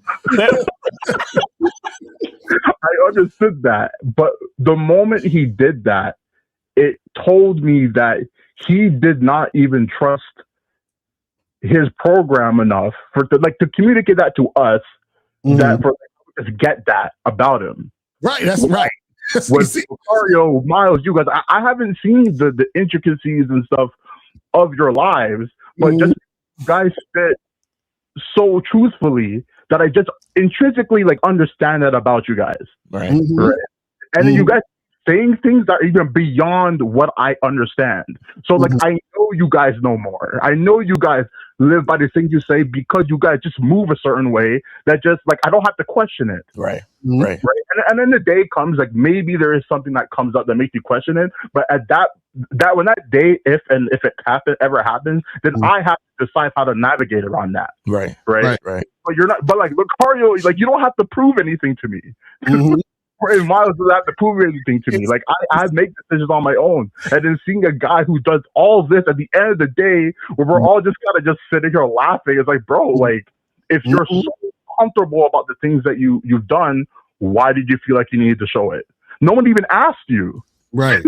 That's a lesson right there. That's what I'm talking about. It's like, and remember, like, imagine you're talking to a woman and women pick up on that. So she's like, a woman is like, well, if this guy's so confident, why is he showing off? If this guy is so this, why? You see what I'm saying? So, like, if you're talking to a woman and you're talking about all the things he did and all the fancy stuff or whatever, and what happens is that she's gonna perceive or believe, okay, well, maybe he's not the guy that he's putting himself out to be. You see what I'm saying? So you got to be very careful with that. But also, to this is that you have to understand that reality, or I should say this, right? Everyone is living in their own reality, right? So what you got to understand is, look at it like a chessboard, right? So we're playing the game of chess. We're all on the same board, but we're making different moves, and then so our reality is different. So now the reason why I say that is because what happens is that you're actually not supposed to really sort of disrupt another person's reality with your shit that you're actually supposed to keep hidden from them. Because the thing is, you got to understand is that sometimes people are not ready for what you would present to them. Because, like, for example, if you watch the video again, there was a portion where he said, because I said, listen, I know lots of people who have 9-to-5s who have attractive women, right? And then so he was like, well, show me. I don't believe it. Like, show me, go on Facebook and show me one of your friends. And I'm like, no, I'm not going to show you one of my friends on Facebook and pull them up, because that person who I would show you didn't give me permission to put them up to show you. You see what I'm saying? Because there may be other things going on in their specific situation that they may not want to be known in public. Do you see what I'm saying? And so what happens is that people got to understand that about the game is that out here in the game, you have to understand that, and I love this quote, everything you say should be true, but everything true should not be said. I fucking love that quote. You see what I'm saying? And it's very important to understand that, because check this out. A lot of times what happens is, like for example, let's say a person is rich, right? And a person buys 10 cars. The average person's gonna be like, fuck this nigga. He think he all that. Why he buying 10 cars for? So now this person's hating on you because you bought 10 cars and they think you're flexing. No, but you bought 10 cars because that was the tax write-off. You understand what I'm saying? For your business of showing videos of cars, right? So now, because that person doesn't understand why you bought the cars, they're thinking about it from their perspective, and now they're hating on you based on the thing that you see what I'm saying? So imagine if you don't need to do all of that, and you can conceal that, and you are very particular in what you tell people and what you show them, then you won't have to deal with that type of energy. Because remember, the person seeing the 10 cars are not at the same level as you. Do you see what I'm saying? So you don't need to be having these interactions, conversations, talks. So now let's take this to women. This is why I have that program out on the Bad Boy membership right now, which is called Keep Her in the Dark. So I'm not saying keep a woman in the dark to be mean. No. I'm saying keep a woman in the dark because that keeps her safe. Right. Some of the things that if she knew, she wouldn't understand because her perspective is that of a exactly. Just like him showing all that shit yesterday didn't mean nothing. that is whatever's designed for him. Right. Mm-hmm. You see what I'm saying? But the guy who has no game, guess what he's gonna look at? He's like, oh, bro, that's so cool. He has all those girls like that, and blah blah blah. And then so what's gonna happen is he's the guy who doesn't have game is coming from that perspective. You see what I'm saying? Which is not actually healthy for him to see that without the understanding. Right. You see what I mean? That's the crazy part about all of it. That's crazy. I'm telling you, man, the game is deep. Yeah. Shout out to MTV Cribs or Game Global Cribs. I do play too much, bro. But no, guys, like that was a phenomenal like debate, right? But like it exposed, like it just goes to show, just like how you said earlier, just how even things that cannot be said to you, like there's a level of game where if you just need to have all your senses just opened up for you to understand particular things. And there are real levels to this shit. Like you can't, like if certain things aren't exposed to you, and if you don't understand those things, like you just cannot move on to understand whatever this next thing is. Right? And it's just like you guys are amazing. Really, that's really all I want to say. Yes, sir. Appreciate you. And once again, shout out to Locario for being the safe man, for real. And so I'm just like, you gotta see what's going on out here for real, man. Because I'm telling you, it's like, people got to really understand that there's levels to this. Like even you guys as men out here, y'all have to know not only yourself, but you also got to know the women you're dealing with. Meaning, you have to know how a woman's going to react or respond to certain things, so you know whether or not to even have the conversation with said woman. You understand what I'm saying? Like you got, you know what I mean? That's why, even the whole idea of receipts is ridiculous in a lot of ways, because if let's say I hooked up with a girl and I show pictures of her, like, hey guys, check out this girl I hooked up with last week. That girl could have a fucking boyfriend or husband that I don't that she's trying to keep secret. And then now her boyfriend is watching this show. And the next show, her boyfriend unalives her because he mad that she did some shit. And now he might be coming after me. Do you understand what I'm saying? Like people don't think that far ahead in the situations, Because what happens is when you're just thinking on the surface, right? You're not looking at all of the outcomes, the possible outcomes. It's almost like what's the guy, Doctor Strange, where he can see all the fucking outcomes and shit. You got to be Doctor Strange in this game, man. You know what I'm saying? Like, got to be able to see all of that shit, like all the crazy outcomes that could happen as a result of your actions. You see what I'm saying? Yeah, it's the exact same way how like a woman would never ask you to show you all the girls you've been with.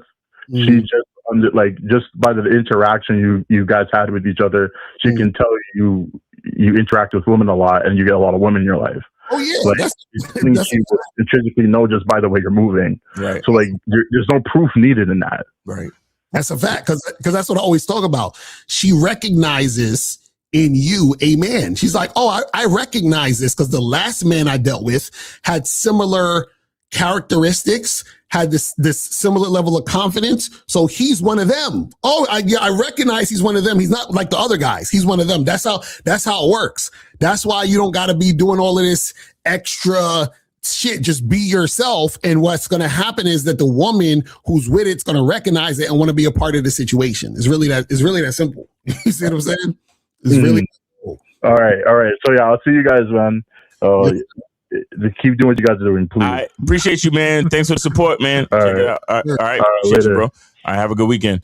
All right. And 916, go ahead and call back. 916, go ahead and call back. 916. Call back. Yeah. So I was saying, let me just say it. So you got to let the woman do shit. You can't try to take things off her or take everything off her plate. You got to let a woman do shit, because the more a woman does for you is the more emotional investment. You understand? You have to, if a woman, if you make it way too easy for a woman, it's going to be, see, the thing is, and I've experienced this, but you make it too easy for a woman. If later on you need help and you need something and you ask her, it's going to be a shock to her. It's going to be devastating to her. You understand? So, especially in the beginning, let her do as much as she can. Right. You understand? Because she attributes the way she feels giving and doing. She puts that, there's an emotional thing inside the woman. Like, you know how they talk about oxytocin and all of the love hormones and shit. When a woman is doing something for a man, a lot of those hormones come out, because the feeling of for example, if she does something for you, the feeling of accomplishment and confidence, she associates with you. Right. You understand? Or even if she does something that's challenging or hard to do, but she finishes it, it's like she feel accomplished. She feel real good inside. She feels like, oh, I did something for my man. And she attaches that feeling to you. But if you make everything easy for her, she doesn't have it. There's way less emotional investment. And what do we know about women and their emotions? That's what they thrive on. Right. You understand? So the guy in the video talking about, yo, take this off a plate, take that off a plate, da da da da. He's a fucking idiot. He don't know what the fuck you talking about. Let that woman do all the fucking things that she need to do. You understand? And then once in a while, when it's appropriate and when it makes sense, you be like, hey, you're doing a really good job. Let's go here. Let me take you here. Let's do this. And you do that periodically. You don't do that every fucking day. Right. You don't make the shit easier for her all the fucking time. Because it's unnatural, man. That shit is unnatural, because think about this in other aspects of life, right? And this is just not only for women, but for men, everyone, right? Everything that happens or everything that gets done as a result of effort being put in, and then you get back the result of the effort you put in. Right. Exactly. So trying to make a woman's life easier is unnatural, because it's not supposed to be easier in the context of you taking away the gift of her having to put in effort. Exactly. And I can prove it. I can prove it based on biology. Why do you think God, nature, the universe, whatever you subscribe to, why do you think they designed it that way? Where all I have to do is nut inside a woman. Right. But then for the next 9 months. Exactly. Exactly. Exactly, right?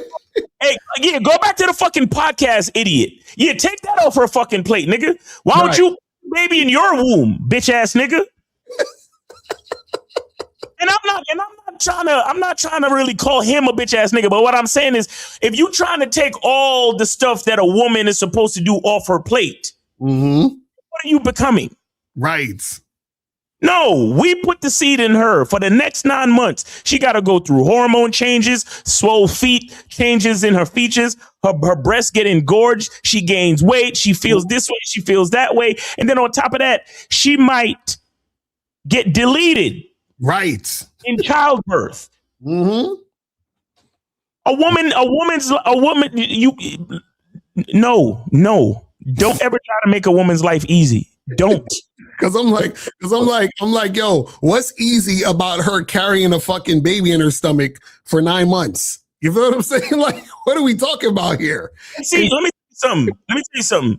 Shout out to the women that understand that masculinity, a requirement of masculinity is feminine submission. Shout out to the you know back in the day when you ask a woman how many kids, I had 9 kids. That's a woman that understands that she understands that lesson 9 times over. Right. Like my husband put the seed in me and I gotta deal with that. There's no fucking protests. There's no slut walk. There's no podcast that can stop that fucking process. You put the seed in me and I got to deal with this shit for 9 months. And then at the end of the 9 fucking months, I got to go through a fucking life-changing procedure. Right. That can possibly take me up out of here. I'm willing to do that 9 fucking times back to back. Out to those women. That's a fact. That's a fact. And see, you know what the funny part is that, see, trying to not when you don't make a woman's life easier, that prepares her for shit like this. Exactly. Because if you're doing all this easy shit and now she's pregnant, she'll know how to fucking, deal with it. That's your fault for trying to make everything fucking easy. You see what I'm saying? You know, they talk about that postpartum depression. It may be true, but maybe another part of it might be you made her life too fucking easy. So now that you got her pregnant, it blew her fucking mind open that life could be this hard. Exactly. Now she don't know how to deal with it. Right. Exactly. That's what it could be too. Or maybe it's a combination of actual postpartum depression, all the hormone changes, plus that on top of her head. Like, this nigga always made it easy for me. Now he gave me the hardest thing to do. Now she's going to resent you, the baby. Right. Exactly. Because, you guys got to understand, everything takes effort and work. And if you disregard it, then shit is going to fuck up. Just like your woman gets up, brushes her teeth, takes a shower. What if she's like, you know what? I don't feel like brushing my teeth and I don't feel like taking a shower. I don't feel like working out. I don't like, she'll be destroyed. But she understands that things have to happen and be maintained. So you trying to take everything away where she's just having this soft life. It's like, nigga, like you fucking up the whole thing. You see what I'm saying? It's unnatural because this is the thing. When a woman is going to have the easier situation by being able to be under a man's structure and program, because then that means that she can be like, oh, all I got to do is follow his lead. So there's certain things that I may not have to think about anymore. All I got to think about is following what he's saying, and it'll be good. You understand what I'm saying? That's the only way to make a woman's life easy. That's the only way. That's the only way. But you can't be like, hey, baby, forget the kids. I got that. Don't cook. I got that. Even though I've been working all day, I'll do all the things. Just like, what the fuck are we talking about? Look, it don't even matter if I've been working all day or not. Right. It really don't. Look, let me explain something to you. The reason why you can't make a woman's life easier is because when a woman is in a relationship with a man's life has already been subsidized. You understand? It's already been like marked off the list. Especially girlfriend and boyfriend is one thing, right? But you marry a woman, and then from there you have children. Right. Please remember that when the ship is going down, it's the women and the children getting in the fucking lifeboat. Right.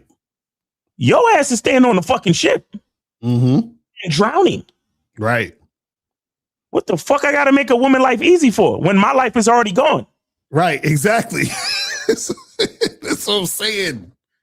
Look, yo, shout out to Angry Man, bro. He did a video, I think a day ago, and he showed this chick, like she's like I don't know what she was, but he was talking about how all the rights that women enjoy are only there because men decided it. Right. And it was like, it was cool to see a woman that understood. And I've been saying this shit for years. I always tell y'all, I've been telling y'all forever. If all these women, the only reason why they even have the opportunity to complain about shit is because what men do is we're so good at our fucking job, bro. Men are way too good at their jobs. That a bitch would actually still be on some shit like, oh, I'm looking for a soft life, make my life easier. Think about it. Damn near every goddamn invention has been created to make bitches' life easier. Right. You understand? The caveman, he seeked out the cave. Why? So he could keep the bitch and the kids warm. And then he created a house, and then he made the wheel, and then he made the fucking automobile, and then while inside the house we created the dishwasher and the laundry machine and the vacuum cleaner.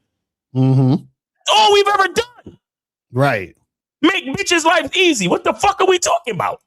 Come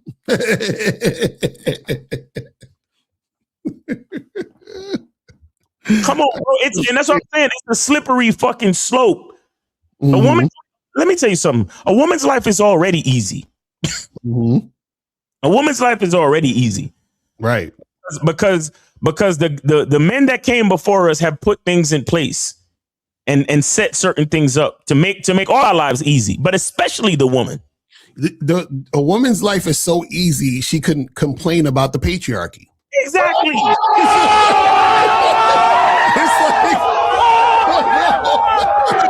Is literally the thing keeping her safe. Right. And she's fucking complaining about it. That's what I'm saying about trying to do shit for a woman. You give her A, B, and C, and then she's, oh, you didn't give me all the other letters. Don't you care about me?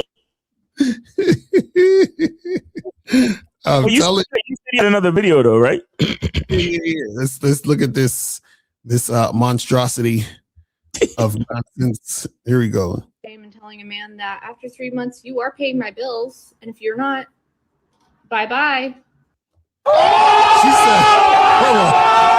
She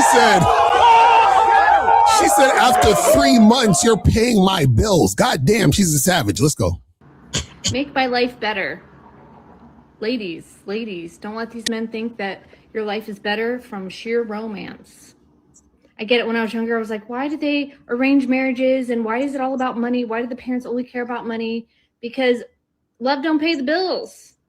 And a life that's single and peaceful without financial struggle is 10 times better than a life with love and struggle. It's not worth it. It's not worth it. And on top of that, that argument is flawed. There are 7 billion people in the world. If you can't do it, somebody else will. So I have no shame. I'm kind of sort of trying to find somebody to bring me food every once in a while, like a part-time boyfriend. I was talking to a guy and I said, yeah, after 3 months, pay my bills. And he said, no. And I said, okay. And no, it's not going to work out. Like, so she said she's seeing a dude for 3 months. Like, it ain't even like listen, man, I could understand if she said, hey, after 3 months, I want you to be my man. I could, that sounds like a normal shit some chick would say. You understand? She said, after 3 months, pay my bills, nigga. What?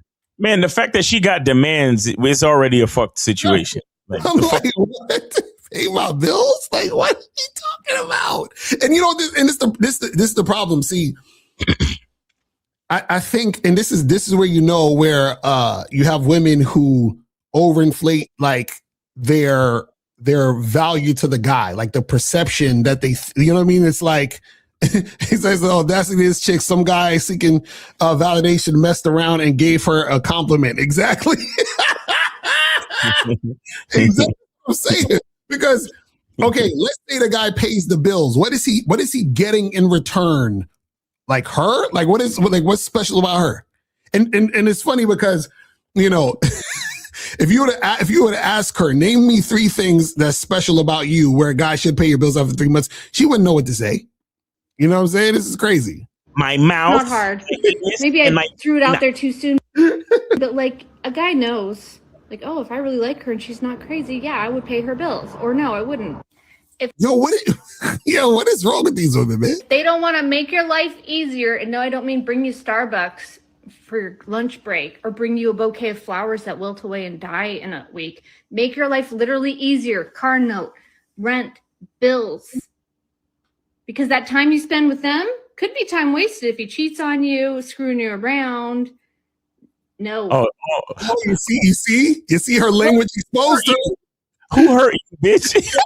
You see what I'm talking about? Her language exposed her. Basically, what she's saying is, I want a guy who's gonna give me money because in the past I was with a guy who I liked and he cheated on me and played me and I got my heart broken. So now I need some insurance.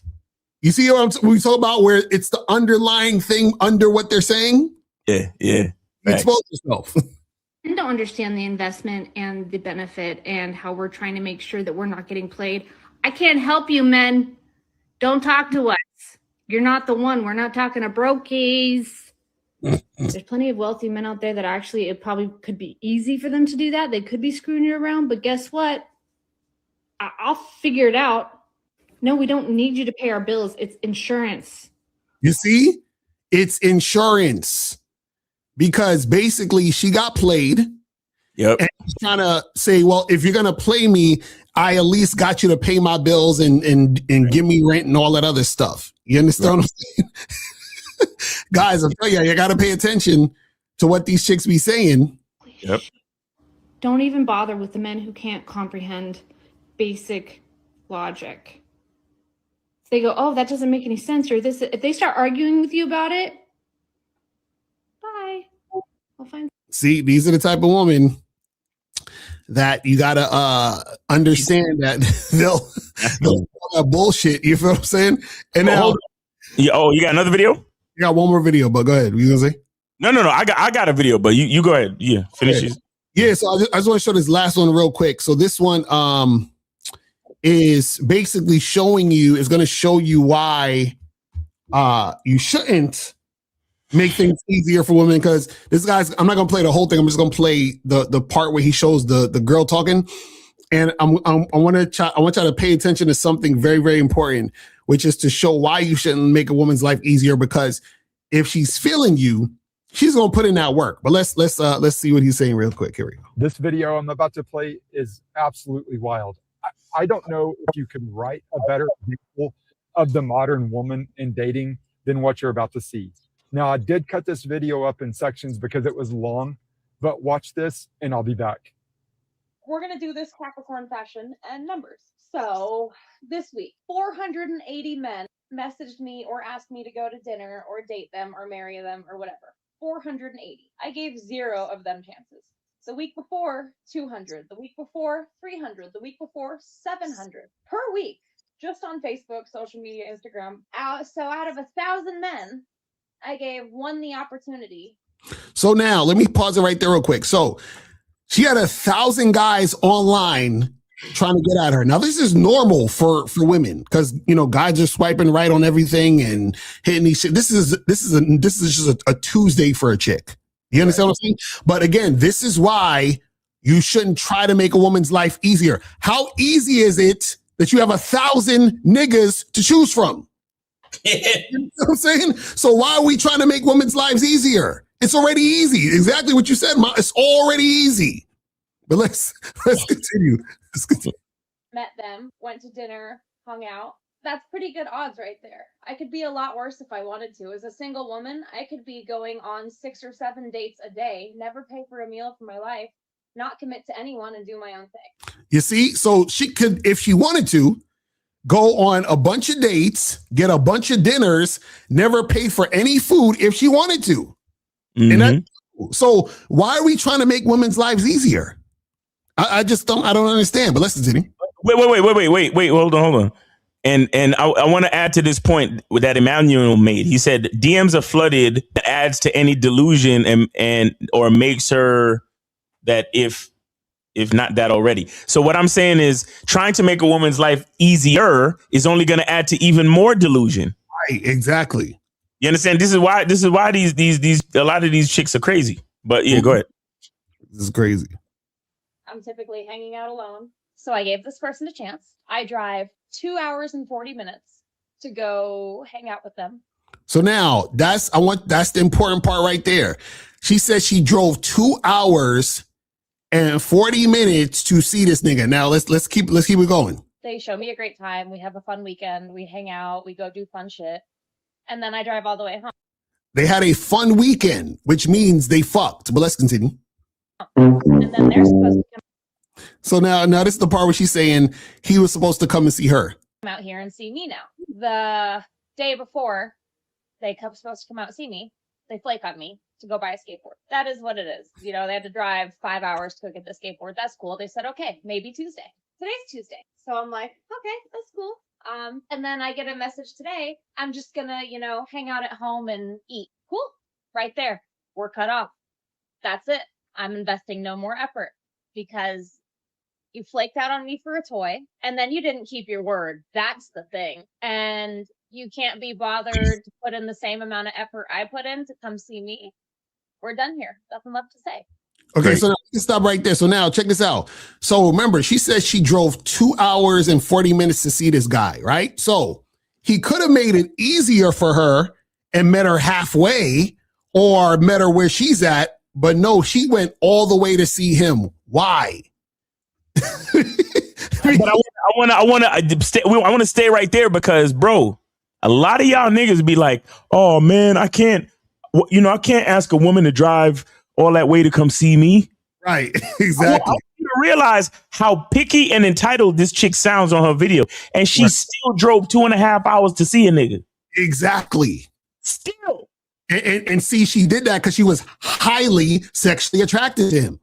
You see how high interest works? He drove 2.5 hours to get with a dude that she met on a dating app to spend the first time they fucked around. They spent the weekend and had sex. Exactly. He drove 2.5 hours to do it. And you motherfuckers is like, oh man, let me meet her halfway. Let me try to be more accommodating to her to make things more easy for her so I can build rapport and make her comfortable. Let me pass her shit test, bro. And mind you, she went through 1,000 niggas for one nigga, and to drive to him 2.5 hours, gets fucked, and then gets basically ghosted. You see? Why are you trying to make women's life easier? You understand? Why would you check this out? Why would you try to make a woman's life easier when she goes out of her fucking way to make her life harder? Exactly.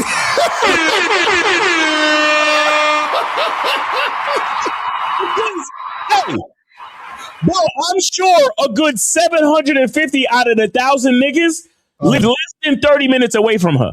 Right, exactly. Mm-hmm. I'm sure. And probably wouldn't have ghosted her. The 1 out of 1,000 that she chose. Mm-hmm. Basically fucked and dumped her. Right. I'm supposed to be focused on making a woman's life easier. Never again. Right. That's what I'm saying. Everything was laid out for her to be easy. She took the hard road. You see? This is what we talk about, guys. So I'm telling y'all, stop being accommodating. Stop worrying about what they say they want. Do your thing. Have it on your terms. Because listen, she went through 1,000. Think about that. 1,000 niggas to drive 2.5. You know how long 2.5 hours is? nigga. like yo, that's crazy. And think about it, chicks be on some. Oh, that's like 30 minutes from me. Can we meet halfway? No. Like that's so. So now this is the thing. Check this out. That guy who she saw, do you think he is going to see a woman that says, let's meet halfway? Fuck no. He gonna be like, wait a second. This chick asked me to meet halfway. He going to be laughing. He gonna be like, wait a second. The chick I smashed last weekend drove 2.5 hours. Why the fuck would I meet a woman halfway? Do you see how that works? Once you start dealing with women who have high interests, you stop taking the fucking crumbs. Damn. You see what I'm saying? See, a PUA could never. You understand? It could never, man.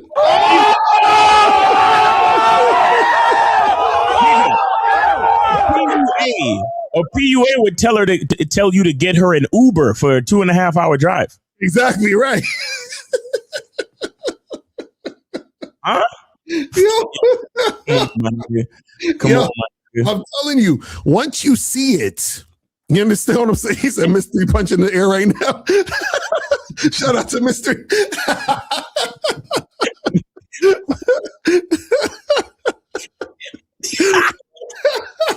Yo, I'm telling you, it's crazy out there, man. Guys, I look, please look at this. This is real shit. And I want you to understand too, like, I don't believe she was exaggerating about the numbers. I believe she had those. I believe she had, if it wasn't 1,000, it was near there, like at least 500.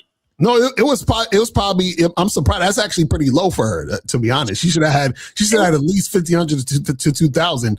You understand what I'm saying? But like, I've dated chicks where they show me their fucking, because if you got like the Tinder joint, it shows you how many motherfuckers is in the queue. And I remember this one chick I went out with, and she showed me her joint, nigga.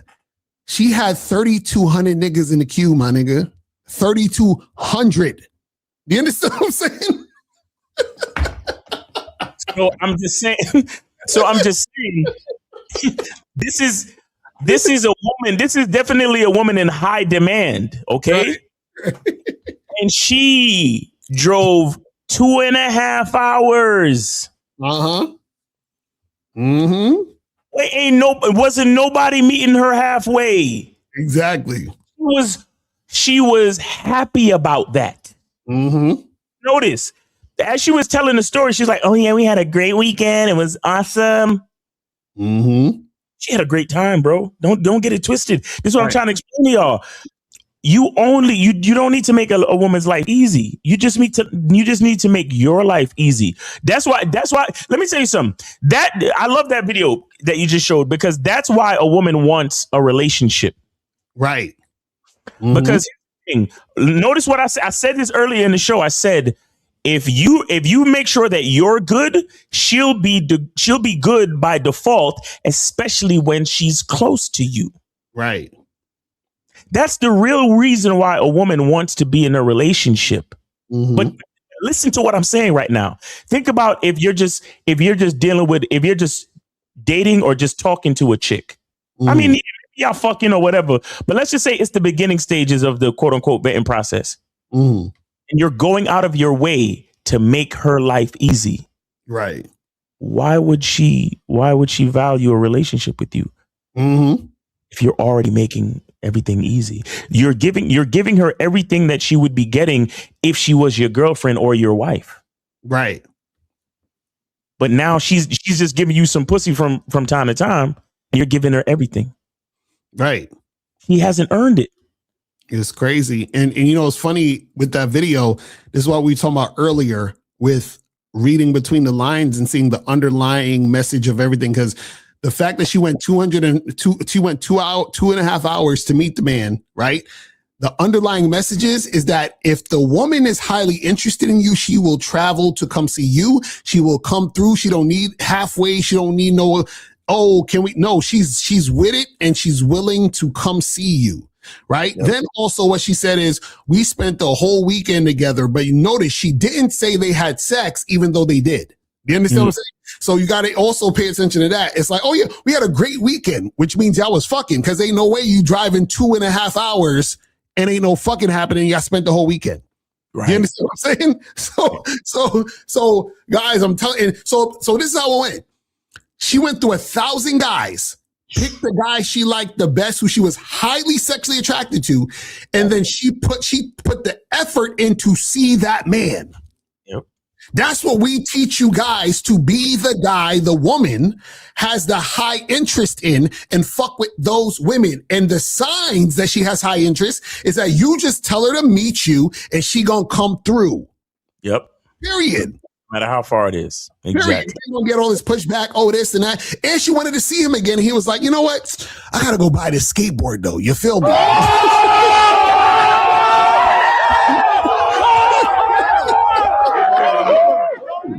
Hey, shout out to that nigga. Shout out to that nigga. Focusing on himself. Because let me tell you something. You know what that showed? That showed that her interest has a limit. Right. Because if she was truly interested in him like she thought she was, or like she wanted him to be to her, she would have been like, I don't care. Go get your skateboard. Just let me know when you're available again to see me. Exactly. And then she went to go see him again.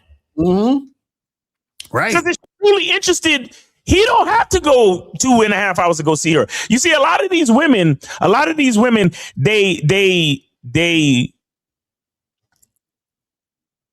it's actually a manipulation tactic. Right. Because they think that what they would do for you, you should do for them, not realizing I'm a fucking man. That's an excellent fucking point right there. Because I've had chicks talk about, oh, well, it's only fair. I came to see you the other day. You should come. What? Excuse me? Like, yo, this is why when you hear a bitch start talking about equality and all that shit, you cut that bitch off. Like, you're done. Like, you're finished. I should be like, did you just assume that I'm your partner? Did you just assume that this is an equal thing? What? Bro, that's why I mean, when you got to watch what a woman, like her actions, because like I said, if she was truly interested, she would have just said to him, let me know when you got your skateboard, because I want to come out for another weekend and I want to watch you ride your skateboard. Exactly. That's a fact. That's a fact. She would have drove another 2.5 hours to go see him, spend the weekend with him, watch him fuck around with his skateboard, have sex with him, enjoy her time. That's real interest. Exactly. A lot of these women they're interested, but only to a certain extent. Yes. So she showed that she's only interested to the extent that, okay, well, if I drive 2.5 hours to come see you, then you should drive 2.5 hours to come see me. Right. It's not real interest. I know a lot of you will look at that and think it's reciprocation. That is not it. And the reason why you can't be fooled by that, again, is because a man and a woman is not the same fucking thing.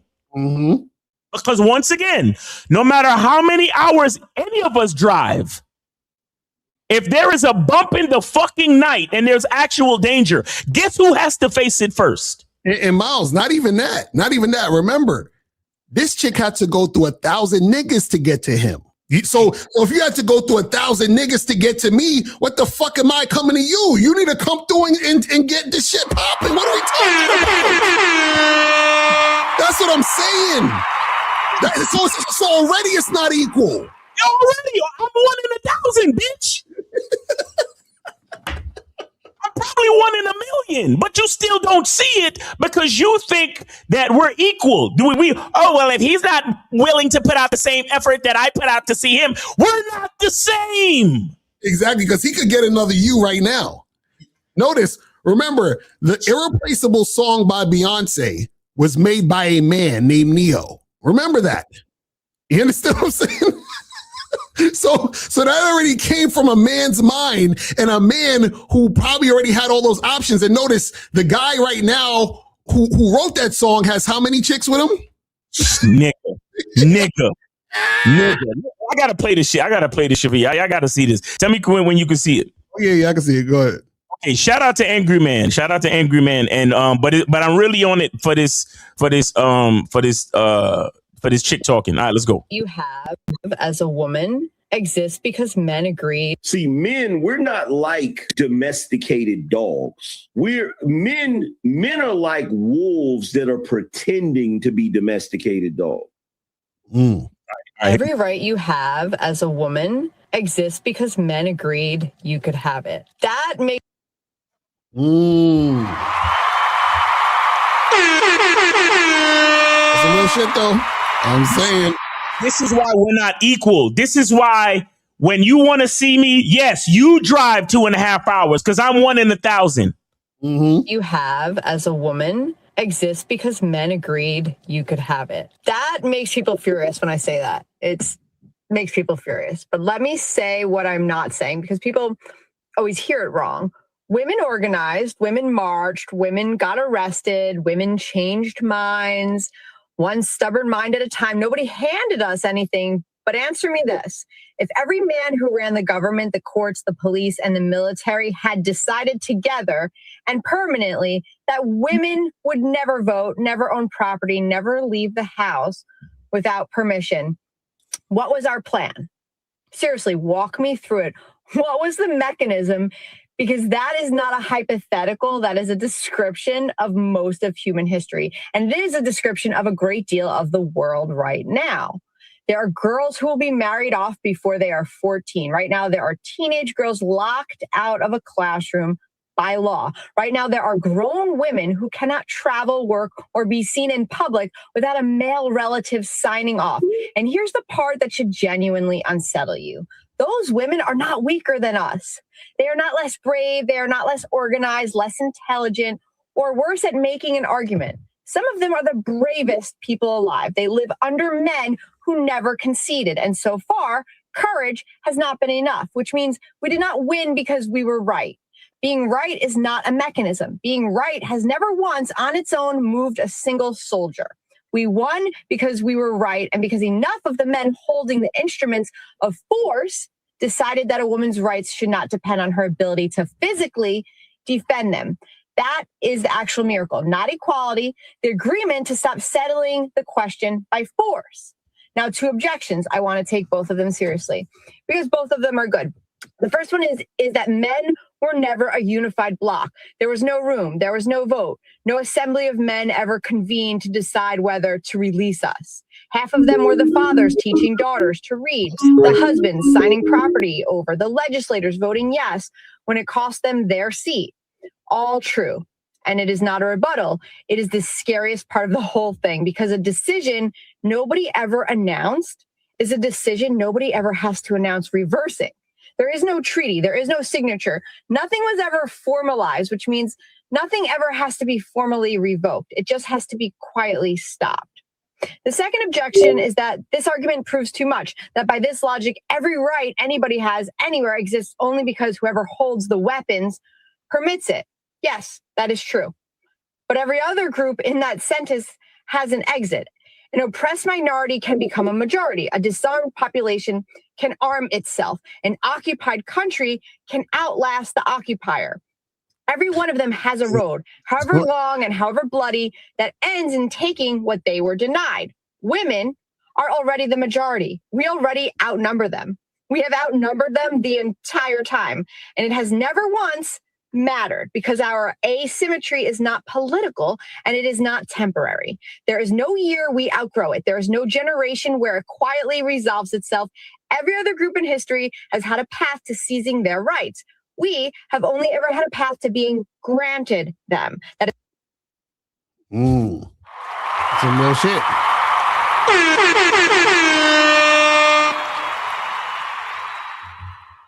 There are certain she got real detailed, but understand what she said.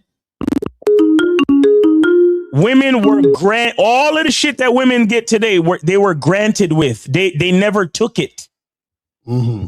That's the whole point of what she was saying. But Moses, go ahead, bro. Miles, I sent it to you. Okay. You could check it. I sent it to you. You got it? Hold on 1 second. I see it. Appreciate you, brother. Go ahead, man. All right. So what's good? Like this is a very good topic because this falls in the category of a word called instructions or directions, however you want to say it. Like think about this in the beginning, right? Like the stuff that you teach us when it comes to the game is very good because in the beginning, if you notice that we give women simple kindergarten instructions, can you agree on that? Go ahead, Moses. Keep going. Yeah. Like notice that we give women simple instructions. Okay, are you free this day? Okay, meet me at this place. I send the Google link. If a 15-year-old girl, think about this. If a 15-year-old girl can follow the simple instructions, you're a grown woman. What made you think I'm going to sit there and believe that you can't follow these instructions? Mm-hmm. Off of that shows me that this woman is just not interested. Look, women have so many different ways of telling you that they're not interested. Right. So all you gotta do is just get rid of the women who's not following your instructions, and then get with the women who is following your instructions. That's it. Yep. That's all you have to do. Yep. Real talk. Real talk. You know what I'm saying? Because notice we give women like technology. Technology is big now. You understand? So there's so many different ways to get to men. So if again, we give women instruction that a 15-year-old high school student could follow. All right, 15-year-old high school student could do this simple things that we telling them to do, and then we giving these women simple directions and they not doing it. What does that tell you? That just means they ain't feeling you. That's all it is. And again, it's really simple. Like all of this is really simple. You know what I'm saying? So it's like examples like the video we showed earlier where the woman is like, I passed through 1,000 dudes to get to this one guy. And then she went all out for the one guy.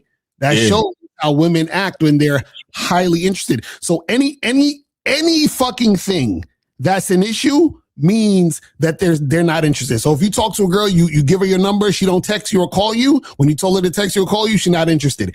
If you tell her you set up a date and then the chick flakes, she's not interested. If you trying to set up a date and she giving you the runaround, she's not interested. If you say let's go get drinks, she says I don't drink, she's not interested. If you tell the chick, hey, come over my place, she's like, oh, I don't know you like that yet, she's not interested. It's all of those things. She ain't fucking interested. Because if she's interested, not only is she going to do what you say, but she'll do the difficult things that's being said, like drive 2 hours and fucking 30 minutes. It's like, that's how it is. See how simple? You see how simple that is? Exactly.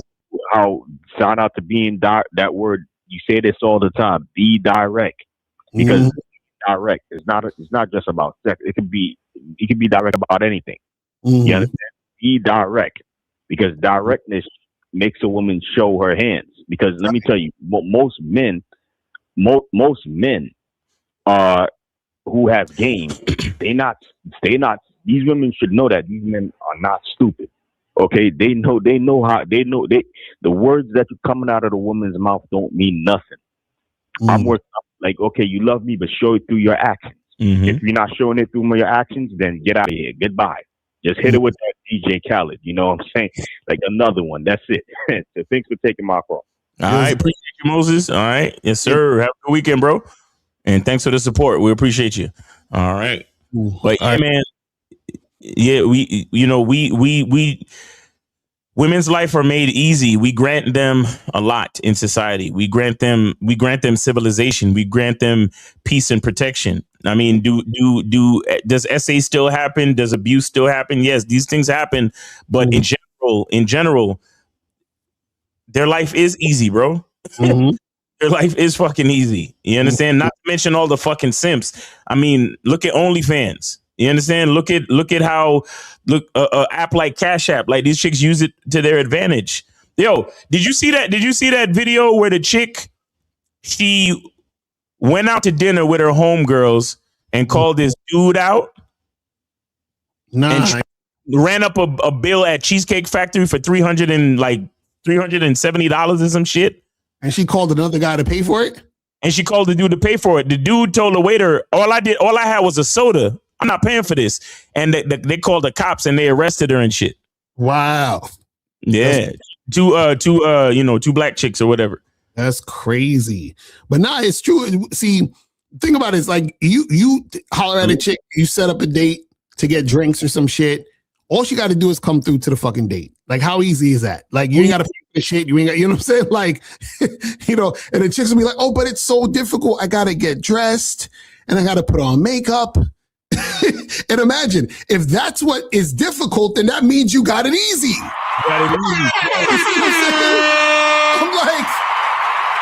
I'm like, yo, like, I've been in plenty of situations where I've had people invite me to places like a business dinner or some other event where all I got to do is show up and everything is ready. I wasn't like, oh my God, this is so difficult. I have to put on clothes and brush my teeth and walk out the house. But that's the overall nature of the female mind. She's the abyss. She's the black hole. She's the stomach. Mm-hmm. Right. I'm like, yo. Whatever you give her to make it easy, once she experiences that thing, right, that becomes the difficult shit. Now it got to be easier. Now she's looking for the next thing to make it even easier. That's why it's all a slippery slope. That's why giving them the right to vote and all of the women's suffrage and this, that, and the third. This is why we are where we're at today. April said that's how I felt put on the tuxedo. That's a fact, though. Them tuxedos are the worst. Tuxedos are evil, but tuxedos are evil. Yo, I'm telling you, bro. That's the nature. So that's why the thing is that it would have made more sense ultimately if, and I think that was a part of it, if they made the decisions, whatever decisions they made in response to women's suffrage and all that. Mm. If they made it, I think they mostly made it because I think a lot of them said to themselves, hey, we can bring women into the workforce and pay them less. Right. And I think it's shit like that ultimately fueled where we're at today. But again, you're going to give them this and then they're going to ask for this. You're going to give them this and then they're going to ask for that. And it's only going to keep going. How far do we need to go? You know what I'm saying? Like, my body, my choice. Then it leads to, oh man, my body, and I think I'm actually a man because I really want to be as powerful as you, but I can't. Right. You get what I'm saying? Like, it's dumb, bro. Look at fucking Ellen Page. Like, it's stupid. It's fucking idiotic. Like, look, Ellen Page, if you ever see this, you're always gonna be a fucking woman to me. I'm sorry. You're done. Didn't they have a song that goes like that? She's always a woman to me. Who sung that shit? Billy Joel. Billy Joel. He's always a woman to me. Yeah. Yeah.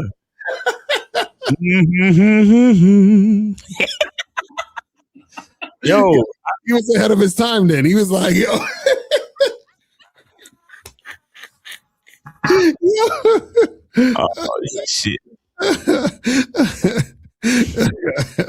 I'm telling you, no, it's like this is how you know how much women admire men. Like, women admire men so much they want to be like men because they think being a man looks cool to women, but they don't realize the fucking work. And that's where the value tells you I don't have to make your life easy. Right. I just got to make my life easy. Uh-huh. Your job as the woman is to get close to me. Mm-hmm. Exactly. That's it. Guys, I just gave y'all the game. That's the mindset. The mindset is I'm a man. All I'm here to do is to make my life easy. It's a woman's job. All a woman is here to do is get close to me. Right. Now, how does she get close to me? She has to earn her way in. Mm-hmm. So if the woman is not earning her way in, then something is wrong. That's why Locario even came up with the vetting process. Exactly. That's a fact. She has to show an ability to consistently cooperate and earn her way in. Mm-hmm. That's a what fact. It's all about. Mm-hmm. Now, a guy like me, I fuck up because I mix it. I let her earn her way in a little bit, but I also give her shit. Mm-hmm. But the giving that I give still fucks her mind up, and she gets spoiled. Mm-hmm. And then somewhere along the way, she stops earning and starts asking. Okay, guys, I'm giving you my mistake. My mistake is I let a woman earn, and then I start to give, and I try to mix her earning it with making her life. Somewhere along the way, she stops trying to earn, and instead of just me making her life easy, now she starts to ask. Mm-hmm. She's not earning anymore. She's asking. Right. And that's the beginning of the end. Mm-hmm. That's a fact. And that's why you can't treat women special. You got to, it's like whatever they get is what they earned. You understand what I'm saying? Because I use the example of like when you go to the gym and you're trying to like lose weight and get cut. Like the gym don't give you special treatment. Whatever work you put in at the gym and you eating the right foods, that's what you get back. You know what I'm saying? Thanks. All right. So 502, you're on live with Locario Miles, name, age, city. What's going on, Miles? It's Phoenix. 43, Phoenix. Louisville, Kentucky. What's going on, brother? Can Locario say something? What's going on? Can you hear me? Yep, I can hear you. Okay, good. And I donated to the PayPal. All right, perfect, man. I'm just making sure because my mic did some bullshit just now, so I was just making sure. But yeah, Phoenix, man, good to hear from you, man. How you been? Yeah, I've been great, man. How about yourself? Good. Can't complain, man. Life is good. So what's going on? Yeah, I just wanted to also add a little bit to the subject, man. When y'all was talking about how making life easy for a woman or whatever. Another thing that I noticed, because I used to do that in my relationships in the past a lot, and a thing that I noticed that it created resentment. Yeah. They resented me for it. Nigga. Mm-hmm. Mm-hmm. It's like they seen that you're able to do the heavy lifting, the things that stress them out and all the stuff like that don't stress you out. So you like, oh, I could take more. And it's like, then they start side-eyeing you. It's like they resent you for being able to do the heavy lifting, even though the heavy lifting benefited them, but they're still sitting there looking at you. So then it's like, then they start trying to do that little game where they try to break you a little more. So then they keep adding more to you, and it still ain't breaking you. So then then they start with the disrespect and things like that. Mm-hmm. Yo, let me tell you, yo, Phoenix. Let me give you a little story. You want to know how fucking petty and resentful bitches can be? Imagine you're chilling with your girl, right? Imagine you're just chilling with your girl. You ask her, "How was your day? What'd you do today?" And she goes down a list of a million fucking things, right? Then you look at her nails and you realize, oh shit, her nails are a different color. So you say to yourself, well, I gotta say something because I know if I don't say nothing, it's gonna be a problem, right? Right. So then I say to her, oh wow, your nails look great. When did you get them done? She said, today. And it dawns on me. I asked you what your day was like, right, bitch? You did everything you did today, but you purposely didn't tell me you got your nails done, just so you could catch me if I forget to fucking compliment your fucking nails. Yeah.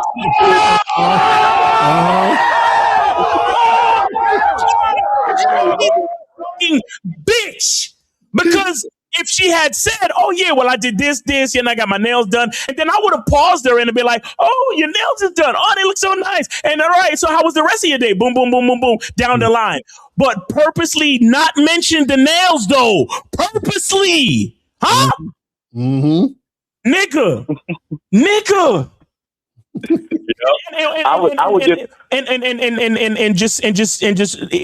Look.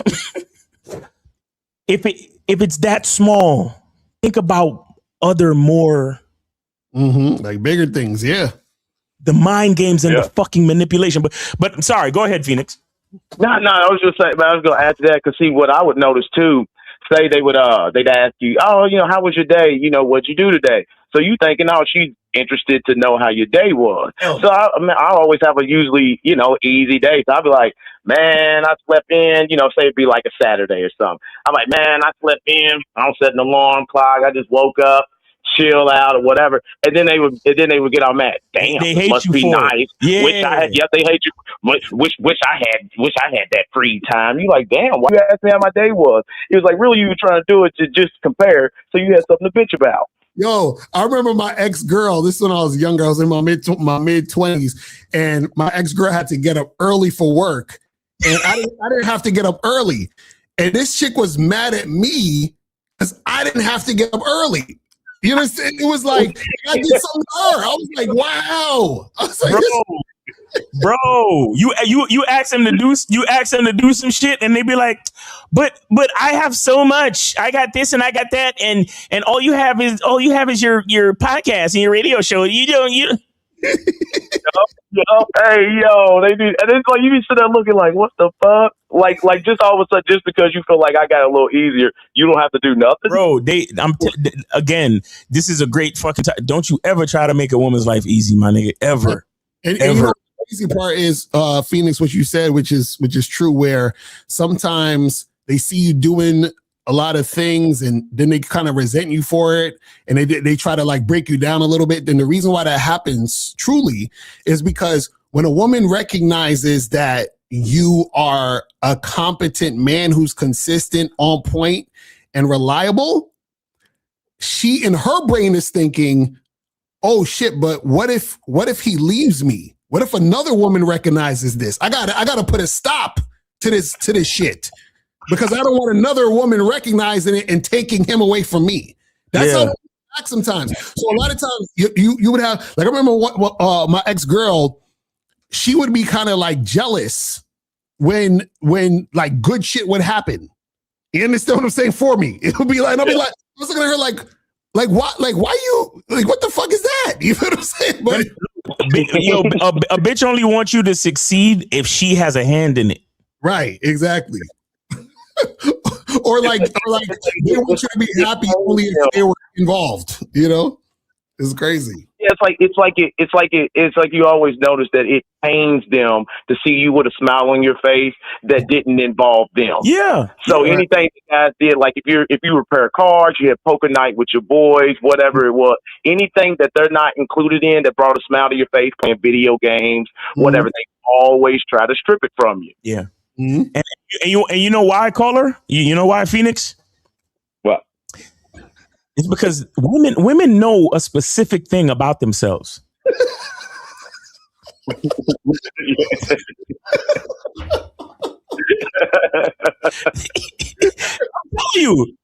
I'm telling you, because the person that they're close to experiences some type of happiness, but because they're not included, they feel resentful. What is that ultimately saying? Mm-hmm. It says you know something about yourself. Mm-hmm.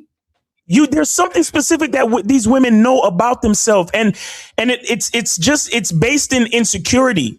You understand? And guys, this is why these lessons are so important, because this is exactly why you have to continue to focus on yourself. Exactly. And remember that as long I've been saying this for years. If anybody in the chat know what I'm about to say, what is the only way to invest in a woman as a man? Mm-hmm. The only way to invest in a woman as a man is to invest in yourself. That's a fact.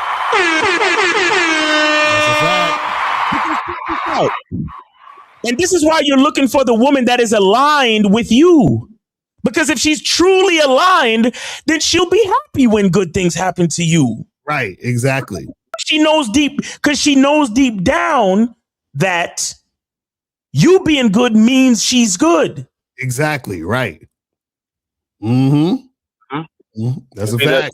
The saying, what's that old saying they say, like the rising tide raises all boats? Exactly. That's why That's why the girl in the video that Locario played with she going 2.5 hours to him and then him not reciprocating the effort to come to it. That's how you know it's bullshit. That's how you know she's not truly interested in him. She's looking for somebody to be.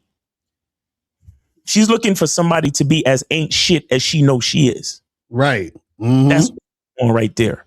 But see, the thing is, I'm a fucking man. I can't be like you. Right. I'm not saying I'm better than you. I'm saying I'm different. I'm a man. I'm the closest thing to God.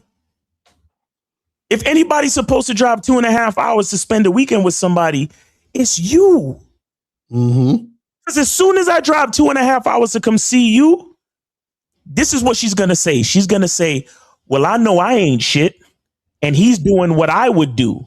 So what does it make him? Exactly, right. Exactly. That's a fact. That's a fact. It's like the one thing too. Speaking of that woman in that video, one thing I peeped too. I'm like, if she drove 2.5 hours, she went down there to spend the weekend with a guy, and then he brushes her off to go buy a skateboard. Then that lets you know that pussy wasn't shit.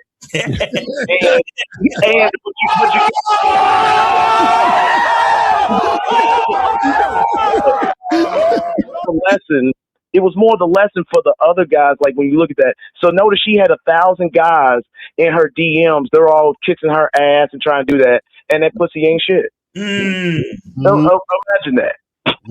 That's I'm telling you, man. This game is deep, man. This game is like, bruh. This game is heavy. Heavy. Guys, listen to April, man. Support the game, man. Send us and shout out to Brian. He sent in 5 in support of the game. Shout out to Brian. That's a fact. Guys, look, send in some support, man. We ain't, whatever y'all want to send it in, bro. Because y'all not getting this anywhere else. I know y'all not getting this anywhere else. Come on, man. Send it in. That's a fact. Right, but what else you got for us, man? Anything else? That was it. Well, I was gonna call you tomorrow. I was gonna check out this documentary first before I ask you about it, if you've seen it. Did you see that documentary where that feminist woman went undercover as a man? But is that the one where she self-deleted? Yeah. She realized how hard it was being a man, and then she went and self-deleted herself after that, after the documentary. Yes, I heard about that. Yeah, I didn't see it, but I heard about it. Yeah. Yep. Yeah, I was gonna watch and check it out. Yeah, check it out. Yeah, check it out. But that's that is another example of we're not the same. We're not the same. We're just not the same. And the fucked up part with women is that because I'm talking about average women, right? These females out here, just like when we say males, right? Female. On the other side, we say females because there are some women out here. There are some ladies out here that understand what I'm saying. Okay. Right. Even when I say that they know they ain't shit and all that stuff, they understand and they don't get offended by it because they're not idiots, right? But what I'm saying is that a lot of these women, they don't even realize how special they are to realize that we are not the same. Exactly. We are not that we are different. So when I say these things, these females that think, oh, well, a man needs to do this and a man needs to show me how much he's interested exactly in the way that I would show him. But bitch, listen, I'm not a woman. I'm not a female like you. Right. I'm totally fucking different than you. So the way I show you that I'm interested in you is allowing you the opportunity to earn your way into my life. Exactly. Like I'm giving you the opportunity to fuck with me. That's how I'm showing my interest. I don't show my interest in doing the same thing as you as trying to come to you. No, I'm telling I'm interested because I'm telling you to come to me. You feel what I'm saying? Like, what are we talking about? Chicks be like, oh, can we meet halfway? What? You see what I'm saying? Like,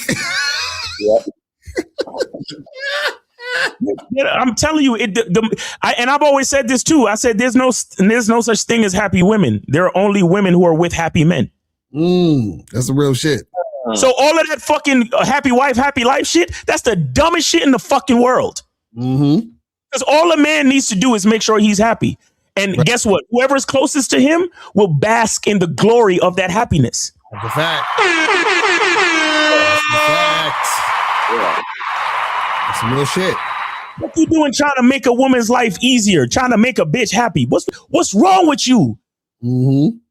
Because all she's got, guys, I need y'all to understand the metaphor that I gave y'all about the alphabet. She needs A, B, and C. You give her A, B, and C. She's gonna feel neglected because you didn't give her fucking D through Z. I'm telling you.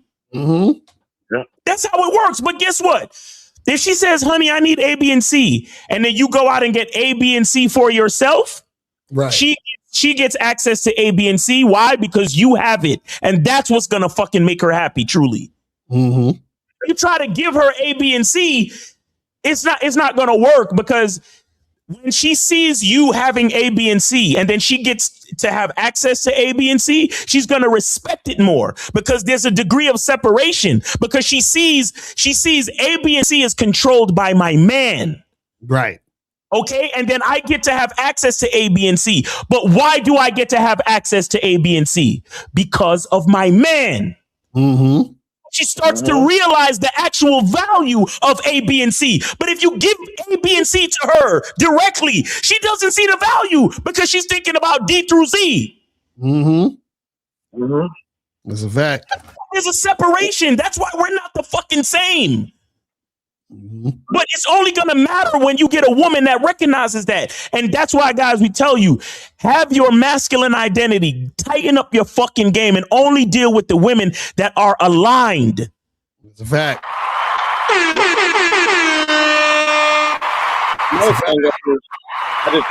It just hit me mouth. Really, you making a life woman easier when you give her instructions. Because really, like, think about it. If you was putting furniture together and you had no instructions, it'd be hard as fuck to put that furniture together. Exactly. But the reason that the furniture is easy to put together is because it's provided with detailed instructions. Exactly. Everything you need. You don't have to think about it. That's a fact. And shout out to Julian. He gave 25 for the game. Appreciate you, brother. That's what's up. We appreciate it. Man, we still got the questions to go in, and we're gonna wrap it up. But yeah, but Phoenix, we appreciate you calling in, because you dropped some heavy shit for real. Yeah, I appreciate y'all as always, man. I'm gonna jump on back in. All right, man, be safe, brother. Good to hear from you, man. All right. Take care. All right. Yo, I'm gonna turn off the lines, because we are way over time. Yeah, that's bad. But nah, this is a lot of game in this show, guys. I'm telling y'all. Yes, I got it. It said, any advice on how to confidence max and self-esteem max? Identity, honestly. Exactly right. Go to Masculine Identity Membership. That's a fact. Not seriously. Les Twins 8114. Go to masculineidentitymembership.com. Join the Masculine Identity Membership, and I will teach you the 4 tenets of a masculine identity, man. And it's all about confidence and self-esteem. I'm telling you, come through. So this is, how long does it take for a woman to have high interest? Immediately. That's how long it takes. Immediately. You understand? So like I said, like we just saw in the video, the woman went through 1,000 motherfuckers, and then she chose the one guy because she was immediately interested, which compelled her to come see that motherfucker. You see what I'm saying? Crazy. It says, what's up, fellas? I'm new around here. Just had a question about women who change their behavior after being in a relationship. For example, I only hear from her when I reach out to her. Well, this is why you need to go to shoplocario.com and master the vetting process. Because that's what happens when you don't vet women. You don't realize that she wasn't really about you and all that other shit. That's why it seems like, she all switching up and all that other craziness. You feel what I'm saying? So this says, I have a twin brother, and sometimes I inadvertently bump into women he has already had something with. How would you guys handle such a situation if you wanted to smash the same girl? Didn't K Zagan say he went through something like this? Because K Zagan is a twin. So K Zagan could probably help you with this question. But I'm thinking, hey, look, if that ain't his girl and you're twinning a bitch ass nigga, then fuck it. You understand what I'm saying? Like, if that ain't your girl no more, just holler at him and be like, "Hey, listen." The only thing I would say is don't fall in love. Like, just don't just smash and keep it moving. I need to listen to the Snoop Dogg Doggy Style album. They had a song and the chorus is like, "It ain't no fun if the homies can't have none." You understand what I'm saying? Like, so you the twin, so you the homiest of homies. You know what I'm saying? That's some real shit, yo. Like, yo, if you listen to that album, bro, like they saying shit niggas will get canceled for today. You understand what I'm saying? Like, I'm telling you, it's real talk. Like they was going ham on that fucking album. But yeah, it ain't no fun if the homies can't handle it. You feel what I'm saying? So make sure you get that shit cracking, man. You know what's crazy? I was thinking about that. Like back in the day, like the Doggy Style album, niggas like 2 Live Crew and shit. Like back in the day. Pure like, cancellation. Pure cancellation today. Yo, I was listening to the first Eminem album, the Slim Shady LP and shit. The way this nigga was talking, I was like, yo, if this came out now, bruh. like he basically made an entire album about deleting his wife. Right, that's what I'm saying. He basically made an entire album about deleting his baby moms with sound effects and everything. Like, what the fuck? Like, I'm like, yo, I'm telling you, back then, niggas is way more savage. Now you can't say shit to nobody. Niggas hell yeah. Exactly. Too Short, all the motherfuckers was going in. Oh man, I'm telling you, man. Y'all missed out on the good old days. All y'all young niggas, y'all don't know. It used to be savage out here in these streets. You know what I'm saying? Yo, imagine that. Imagine growing up and all these niggas know is all this woke shit today. Right, exactly. Oh man, y'all really don't know. Like, damn. Like I remember Eminem. He used to say, you know, the F word. I don't want to say it on YouTube because I'll probably get flagged now. But you know, he's talking about gay motherfuckers. But this nigga was.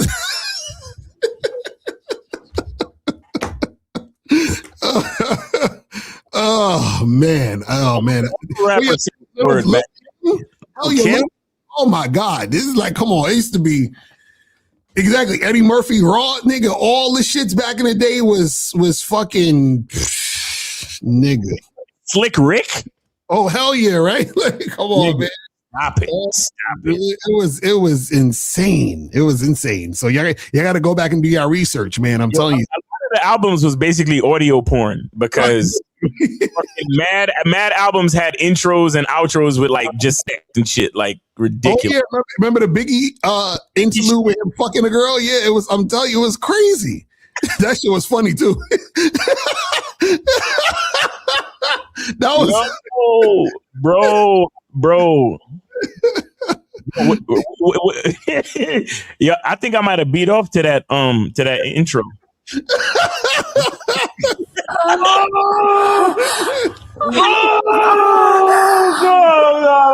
Yo, that shit was, that sounded like they was really fucking though. That's what I'm saying. I might have beat off to that intro because she was going crazy, bro. I was like, and knowing what we know about Puff today, they might have been fucking and they just recorded it like straight up.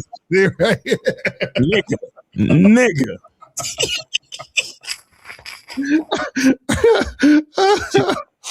Oh yeah, Tone Loc. I remember Tone Loc. That's man. Oh my God. All right, so we about to wrap this up. We already on super overtime. Oh my goodness. All right, so guys, man, remember, listen, y'all have about 6 hours left to get the Bad Boy Platinum collection, man. Make sure you guys go to shoplocario.com. Go get the Bad Boy Platinum collection. Get that shit going. And you guys doing Man is a Skill Set show tomorrow? Yes, sir. Manhood is a Skill Set show tomorrow, and you going live at 5? Yeah, live at 5. So make sure you guys tune in tomorrow. And yeah, man, that's pretty much it. And also Real Game No Theory on Sunday. So make sure you guys tune for that. And listen, even when the show go off, y'all can still send some love to, at Miles in the Game, at Cash App. You can still send some love to Locario's PayPal. You understand? You can still send love, guys. So don't think you got to be on the show to send love, or maybe you ain't getting it right now, but you want to send it later. You can send it later, guys, because that's what allows us to continue to give you these shows with such depth and quality. You understand? Because if we had to go fucking punch a clock and all that other shit, we wouldn't be able to, thoughts and conversations to give you out a game like this. So support, guys, support, seriously. Exactly. All right, man. So we will see y'all later. And remember, the truth is inside you. Peace. We gone. We out. Listen, I know your dating life sucks and you're tired of being unsuccessful with women. So step up your game this summer and go to shoplocario.com and get the Bad Boy Platinum Collection. Check this out. So what is the Bad Boy Platinum Collection? So this is where you're going to get 7 complete step-by-step Bad Boy membership programs. 5 ways to seduce women with your words. Learn how to create attraction through conversation and discover exactly what to say, build sexual tension, confidence, and chemistry naturally. The art of approaching groups of women. Stop being intimidated when a woman is surrounded by friends. You'll learn exactly how to confidently approach groups, keep everyone's attention, and successfully connect with the women you're interested in. Advanced online game. Learn how to optimize your dating profile, choose photos that get more matches, and master the messaging strategies that get women off the app and out on real dates. 15 ways to open a conversation with women. This program gives you 15 proven conversation openers ranging from beginner-friendly approaches to advanced techniques. How to train yourself in 90 days to attract and maintain hot women. See, the biggest obstacle to attracting beautiful women isn't your looks, it's your mindset. And this program shows you how to completely transform the way you think, act, and communicate so you can attract and keep the women you truly want. The 7 stages of a long-term relationship. Every relationship goes through predictable stages. Learn what they are, the mistakes men commonly make at each stage, and how to avoid sabotaging a great relationship. Understanding patterns, how to predict your outcomes with women. Imagine knowing early on whether or not a woman is genuinely interested or simply wasting your time. And this program teaches you how to recognize patterns in women's behavior so you can make smart decisions and stop chasing dead-end situations. Go to shoplocario.com right now and get the Bad Boy Platinum Collection. And listen, this is only available from now up until July 31st. So after July 31st, this is over. This is done. You are not going to be able to get this. So go to shoplocario.com right now to get the Bad Boy Platinum Collection.